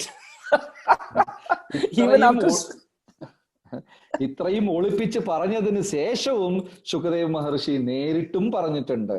In Srimad Bhagavatam, Canto 10, Chapter 30, Text 28, he said, Anaya aradhito nunam Bhagavan Haririshwaram yanno vihaya Govinda pritoyam anayadraha. He mentioned that when Krishna disappeared from the Rasa Leela and all the gopis were searching, they saw that, there is one gopi whom Krishna has accepted as his own. How great will her devotion be that Krishna has rejected all the devotees to accept service of one devotee, Aradhito, which means she who has worshipped Krishna. But there the word Radha has been directly given by Shukadeva Goswami. After so much analysis of how he is not given. അപ്പോ ഇത്ര നേരം എങ്ങനെയാണ് ശുകദേവ് മഹർഷി നേരിട്ട് പറഞ്ഞില്ല എന്ന് നമ്മൾ വിശകലനം ചെയ്താലും ശ്രീമദ് ഭാഗവതത്തിൽ 10ാം സ്കന്ധത്തിൽ നേരിട്ടും വിവരിച്ചിട്ടുണ്ട്. അതായത് ഗോപസ്ത്രീകളുടെ കൂടെ ഭഗവാൻ ഉള്ള സമയത്ത് പെട്ടെന്ന് ഭഗവാൻ ഒരു ഗോപസ്ത്രീയോട് ചേർന്ന് അപ്രത്യക്ഷമായി. അപ്പൊ മറ്റു ഗോപസ്ത്രീകൾ ചിന്തിക്കുകയാണ്, ആ ഗോപസ്ത്രീ എത്ര ഉയർന്ന ആരാധനയാണ് ചെയ്യുന്നത്, എത്ര വലിയ സൗഭാഗ്യമാണ് അവൾക്കുള്ളത്, അതുകൊണ്ടാണ് നമ്മളിൽ ഇരുന്ന് പിരിഞ്ഞ് ഭഗവാന്റെ കൂടെ ഒറ്റയ്ക്ക് പോയത് എന്ന് സ്തുതിക്കുന്നു. അവിടെ ഉന്നതമായ ആരാധന ചെയ്ത വ്യക്തി എന്ന പേരിൽ രാധാറാണിയുടെ പേര് നേരിട്ട് ശുകദേവ് മഹർഷി വിവരിക്കുന്നുണ്ട്. The question is now, after hearing for 1.5 hours how and why not the name should be hidden or unhidden or revealed or not revealed, directly or indirectly, now you're saying it is directly given in the Bhagavatam. Why would Shukadeva Goswami do this? അപ്പൊ ഇത്രയും നേരം നമ്മൾ കേട്ടതിന് ശേഷം രാധാറാണിയുടെ പേര് നേരിട്ടുണ്ട് അല്ലെങ്കിൽ പരോക്ഷമായിട്ടുണ്ട്, കൊടുത്തിട്ടില്ല, ഇത്രയും എന്തിനാണ്? അപ്പൊ ഇവിടെ അവസാനം നിങ്ങൾ കൊടുത്തിട്ടുണ്ടെന്നും പറയുന്നു. എന്തിനാണ് ഇതൊക്കെ എന്ന് നമുക്ക് സംശയം വരാം. Because Prahlad Maharaj says, Swasti astu vishwasya khalaha prasidatam. Let everyone be happy. അപ്പൊ അതിന് പ്രഹ്ലാദ് മഹാരാജ് ഉത്തരം പറയുന്നുണ്ട്, എല്ലാവരും തൃപ്തരായിക്കോട്ടെ എന്നതിന് വേണ്ടിയാണ്. So Shukadeva Goswami still gave it for the Gaudiya Vaishnavas, that you're searching for the name of Radharani, Aradhito. May you be happy. അപ്പൊ ശുകദേവ് മഹർഷി ഗൗഡിയ വൈഷ്ണവർക്ക് വേണ്ടി കൊടുത്തു. നിങ്ങളെല്ലാം രാധാറാണിയുടെ പേരല്ലേ തിരഞ്ഞു നടക്കുന്നേ, അതുമുണ്ട് എന്ന് കൊടുത്തു. And at the same time, Khalaha Prasidatam. Let the wicked be pacified. Those who say there is no mention of Radharani in the Srimad Bhagavatam, this is for you. Aradhito. Now what do you have to say? അപ്പോ അതായത് വഴക്കിടുന്നവർക്ക് വേണ്ടി, രാധാറാണിയുടെ പേരില്ല എന്ന് തർക്കിക്കുന്നവർക്ക് വേണ്ടി നിങ്ങളല്ലേ പറഞ്ഞത്, ഇതാ അവിടെ രാധാറാണിയുടെ പേര് ഇല്ല, അവരെയും തൃപ്തിപ്പെടുത്തും. So in this way, Khalaha Prasidatam. May those who are critical, may they also be happy. അപ്പൊ ഇതുപോലെ വിമർശിക്കുന്നവര് അവരും സന്തോഷമായി ഇരുന്നോട്ടെ. So by hiding it, those who want it get it, and those who are looking for it in a critical way don't get it. So both camps are happy. അപ്പോ ഇങ്ങനെ ഒളിപ്പിച്ചത് കൊണ്ട് ആർക്കൊക്കെ ആവശ്യമുണ്ടോ അവർക്ക് ലഭിക്കുകയും ചെയ്യും, ആരൊക്കെ വിമർശിക്കുന്നുണ്ടോ അവർക്ക് ലഭിക്കാതെ ഇരിക്കുകയും ചെയ്യും. രണ്ടു കൂട്ടരും തൃപ്തരാണ്. Apart from this, Shukadeva Goswami has also hidden the name of Srimati Radharani by using other names of Srimati Radharani instead of the name Radha. അതേ നേരത്ത് രാധാറാണിയുടെ പേര് നേരിട്ടുള്ള പേര് ഉപയോഗിക്കാതെ മറ്റു നാമങ്ങൾ ഉപയോഗിച്ചിട്ടും ഉണ്ട്. In the Radha Sahasranam there are 1,000 names. Radha സഹസ്രനാമത്തിൽ 1000 നാമങ്ങളുണ്ട്. And in the Radhopanishad there are 28 prominent names of Radharani. രാധോപനിഷത്തിൽ 28 പ്രധാനപ്പെട്ട രാധാറാണിയുടെ നാമങ്ങളുണ്ട്. Just like we know in our home we may have a child and the actual birth certificate or school registration name would be one thing, but at home we will have thousands and thousands of nicknames, sometimes longer than the actual name, sometimes shorter than the actual name, cute name, innocent name. We make so many names for our children. Similarly, wherever there is affection, there are many, many names. Shukadeva Goswami, out of deep affection for Radharani, has used words from the Radha Sahasranam or the similar words from the Radhopanishad and use synonymous words so that those who know it get it, but those who don't, they don't get it. So in this way, Radharani's name flows through the Srimad Bhagavatam very beautifully. അപ്പോ നമ്മുടെ വീട്ടിൽ കുഞ്ഞുണ്ടെങ്കിൽ നമ്മൾ കുഞ്ഞിനെ വന്ന് ആധികാരികമായിട്ട് ഒരു പേര് വെക്കുകയും വീട്ടിനകത്ത് പല പല പേരുകളിലാണ് ആ കുഞ്ഞിനെ അറിയപ്പെടുന്നത്. എത്രയ്ക്കും സ്നേഹമുണ്ടോ അത്രയ്ക്കും നാമങ്ങളും ഉണ്ടാവും. അതേപോലെ തന്നെ ശുക്ദേവ് മഹർഷി എന്ത് ചെയ്തു? രാധോപനിഷത്തിലിരുന്നും മറ്റു ഗ്രന്ഥങ്ങളിൽ ഇരുന്നെല്ലാം രാധാറാണിയുടെ വാക്കുകൾ എടുത്തിട്ട് അതിനെ പല തരത്തിലുള്ള കൂടിച്ചേരൽ കലവകളിൽ കൂടെ പുതിയ പുതിയ നാമങ്ങൾ സൃഷ്ടിച്ചു. ഇത് വേണമെന്നുള്ളവർക്ക് ലഭിക്കും, വേണ്ടാത്തവർക്ക് ലഭിക്കുകയും ഇല്ല. Sripad Aindra Prabhu says the simple way to see Radha and Krishna in the Bhagavatam is the white pages represent Radharani and the black print represents Krishna. ഐന്ദ്രപ്രഭു വിശദീകരിക്കാറുണ്ട് നല്ല രീതിയിൽ. അതായത് രാധാറാണിയെ നിങ്ങൾക്ക് ഭാഗവതത്തിൽ അന്വേഷിക്കണമെങ്കിൽ ആ വെളുത്ത താളുകൾ രാധാറാണിയെ സൂചിപ്പിക്കുന്നു, കറുത്ത മഷി ശ്രീകൃഷ്ണ ഭഗവാനെ സൂചിപ്പിക്കുന്നു. Which means there's more whiteness and little blackness. അപ്പൊ നോക്കിക്കഴിഞ്ഞാൽ അതിൽ വെളുപ്പ് കൂടുതലും കറുപ്പ് കുറവുമാണ്. And without the white paper, the black print cannot come. ആ വെള്ളത്താളുകളില്ലെങ്കിൽ കറുത്ത മഷിക്ക് അവിടെ സ്ഥാനമില്ല. So therefore, just like our senses depend on the presence of the soul is higher to the senses. If the soul is not there, the senses are useless. So the senses depend on the soul depends on the super soul Krishna, and Krishna depends on the soul of the super soul Srimati Radharani. ഇപ്പൊ നമ്മുടെ ശരീരത്തിൽ ഇന്ദ്രിയങ്ങളുണ്ട്. പക്ഷെ ഈ ഇന്ദ്രിയങ്ങൾ നിലനിൽക്കുന്നത് ആത്മാവ് കാരണമാണ്. നമ്മളാണ് ഈ ആത്മാവ്. ആത്മാവില്ലെങ്കിൽ ഇന്ദ്രിയങ്ങൾക്ക് പ്രയോജനമില്ല. പക്ഷെ ഈ ആത്മാവ് എന്താ ചെയ്യുന്നത്? പരമാത്മാവിനെ ആശ്രയിച്ചാണ് ഇരിക്കുന്നത്. പരമാത്മാ ഭഗവാനാണ്. ഈ പരമാത്മാവ് എന്ത് ചെയ്യുന്നു? ആ പരമാത്മാവിന്റെ ആത്മാവായ രാധാറാണിയെ ആശ്രയിച്ചാണ് കഴിയുന്നത്. Therefore, Radha and Krishna take shelter of each other's service, and that Leela is called Grantaraj Srimad Bhagavatam. രാധാകൃഷ്ണന്മാർ അവർ പരസ്പരം ഓരോരുത്തരും ആശ്രയിച്ച് സേവനങ്ങൾ അനുഷ്ഠിക്കുന്നുണ്ട്. ആ ഒരു കലവയാണ് ശ്രീമദ് ഭാഗവതമായി നമ്മുടെ മുമ്പേ പ്രത്യക്ഷമായിട്ടുള്ളത്. So therefore I request all the devotees who are listening to the call, if you don't have your set of Srimad Bhagavatam, please kindly contact Jagat Sakshi Prabhu and Prabhuji's temple. We'll be very happy to ship different sets of Srimad Bhagavatam to your home so that you can start reading Srimad Bhagavatam and get to the beautiful, wonderful essence of human life. അതുകൊണ്ട് ശ്രോതാക്കൾക്ക് എന്റെ വിനീതമായ ഒരു അപേക്ഷയാണ്, നിങ്ങളുടെ വീട്ടിൽ ഭാഗവതം ഇല്ലെങ്കിൽ ഭാഗവതം വായിക്കുക. അത് നിങ്ങളുടെ വീടുകളിൽ എത്തിച്ചു തരും. അതിൽ കൂടെ ആ മനോഹരമായ വരിയിൽ കൂടെ ഈ മനുഷ്യ ജീവിതം നമുക്ക് സഫലമാക്കാൻ സാധിക്കും. There are many, many more references in the Srimad Bhagavatam about Srimati Radharani, but we will keep that for some other time. ഇനിയും ഒരുപാട് രാധാറാണിയെ കുറിച്ചുള്ള സൂചനകൾ ഭാഗവതത്തിലുണ്ട്. അത് ഇനിയൊരു അവസരത്തിൽ നമുക്ക് ചർച്ച ചെയ്യാം. Srila Prabhupada is so kind to bring the concept of Radharani worldwide. In South India itself, it's difficult to spread and preach about the glories of Srimati Radharani because we worship Krishna without Radharani in South India. What to speak of the Western world where they don't even worship Krishna? Prabhupada went and installed Radha and Krishna in every major city in the form of the Vigraha, in the form of Srimad Bhagavatam. അപ്പോ എന്താ പറയാ, ദക്ഷിണ ഭാരതത്തിൽ തന്നെ രാധാറാണിയെ ആരാധിക്കാറില്ല, കൃഷ്ണനെ മാത്രമാണ് ആരാധിക്കുന്നത്. പക്ഷേ പ്രഭുപാദർ കൃപയോടെ ലോകം മൊത്തം, വിദേശ രാജ്യങ്ങൾ, പാശ്ചാത്യ രാജ്യങ്ങളെ കുറിച്ച് എന്ത് പറയാനാ, ലോകമെമ്പാടും രാധാകൃഷ്ണന്മാരെ പ്രഭുപാദർ എത്തിച്ചു, വിഗ്രഹ രൂപത്തിലും ഭാഗവതം എന്ന ഗ്രന്ഥരൂപത്തിലും. So therefore, if Srila Prabhupada wouldn't have taken his time and his important step of stepping out of his family life and considering the whole world to be his family and spreading the glories of Radha and Krishna, we will not be sitting here talking about what we are speaking during a pandemic lockdown. അപ്പൊ പ്രഭുപാദർ തന്റെ കുടുംബജീവിതമെല്ലാം ഉപേക്ഷിച്ച് ലോകത്തിന്റെ മുഴുവനും ലോകത്തിൽ യാത്ര ചെയ്ത് ഇങ്ങനെ ഒരു സംവിധാനം ഉണ്ടാക്കിയില്ലായിരുന്നെങ്കിൽ ഈ ഒരു മഹാമാരിയുടെ കാലത്ത് നമ്മൾ ഇങ്ങനെ ഇരുന്ന് ഇതൊന്നും ചർച്ച ചെയ്യില്ലായിരുന്നു. So therefore, if we want to serve Radha and Krishna, we should read the books of Srila Prabhupada. He has given his life. He has sacrificed his night's sleep to give us these books. Can't we sacrifice our day's time to read those books?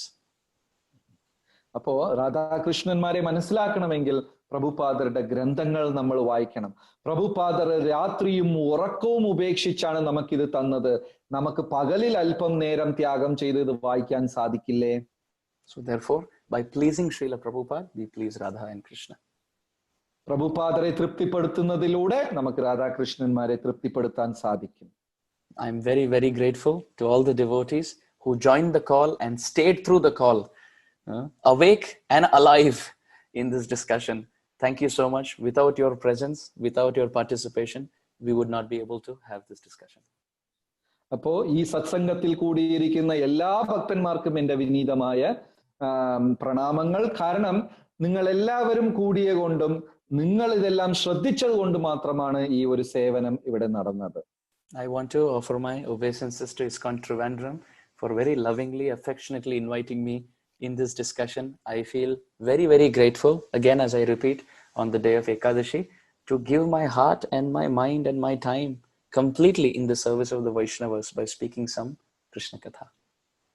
അപ്പോ ഇസ്കോൺ തിരുവനന്തപുരം ഭാരവാഹികൾക്കും എന്നെ ക്ഷണിച്ചത് കൊണ്ടും വൈഷ്ണവരെ പ്രീതിക്ക് വേണ്ടിയും, കാരണം എനിക്ക് എൻ്റെ മനസ്സും ശ്രദ്ധയും വാക്കുകളെല്ലാം ഈ ഏകാദശി ദിവസത്തിൽ ഉപയോഗിക്കാൻ സാധിച്ചു. അതിന് ഞാൻ എൻ്റെ നന്ദി രേഖപ്പെടുത്തുന്നു.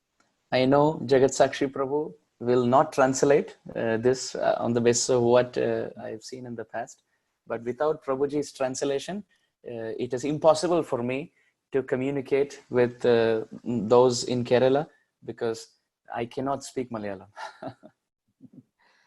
എനിക്ക് മലയാളം അറിയാത്തത് കൊണ്ട് ഈ തർജിമ ഇല്ലാതെ നിങ്ങളെ എത്തിക്കാൻ അല്ലെങ്കിൽ എത്തിച്ചേരാൻ എനിക്ക് സാധ്യമല്ല. This topic is so difficult to understand. വളരെ സങ്കീർണമായ ഒരു വിഷയമാണ് ഇത്. It is so difficult even when we understand the language, the topic is so difficult. നമുക്ക് ഭാഷ മനസ്സിലായാലും ഈ വിഷയം അല്പം സങ്കീർണമാണ്, മനസ്സിലാക്കാൻ സാധിക്കില്ല.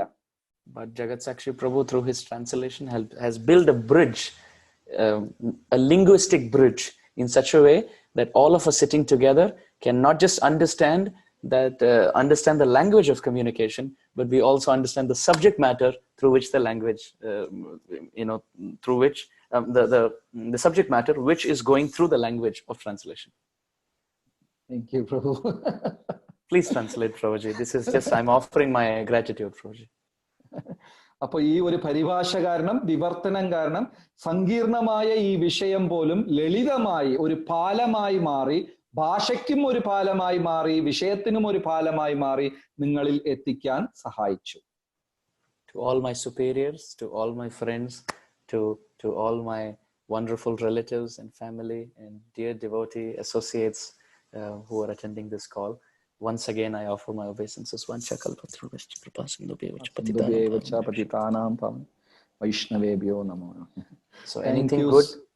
anything good that has come is the inherited property of our parampara, and any mistakes that I have fumbled in explaining is actually my shortcoming.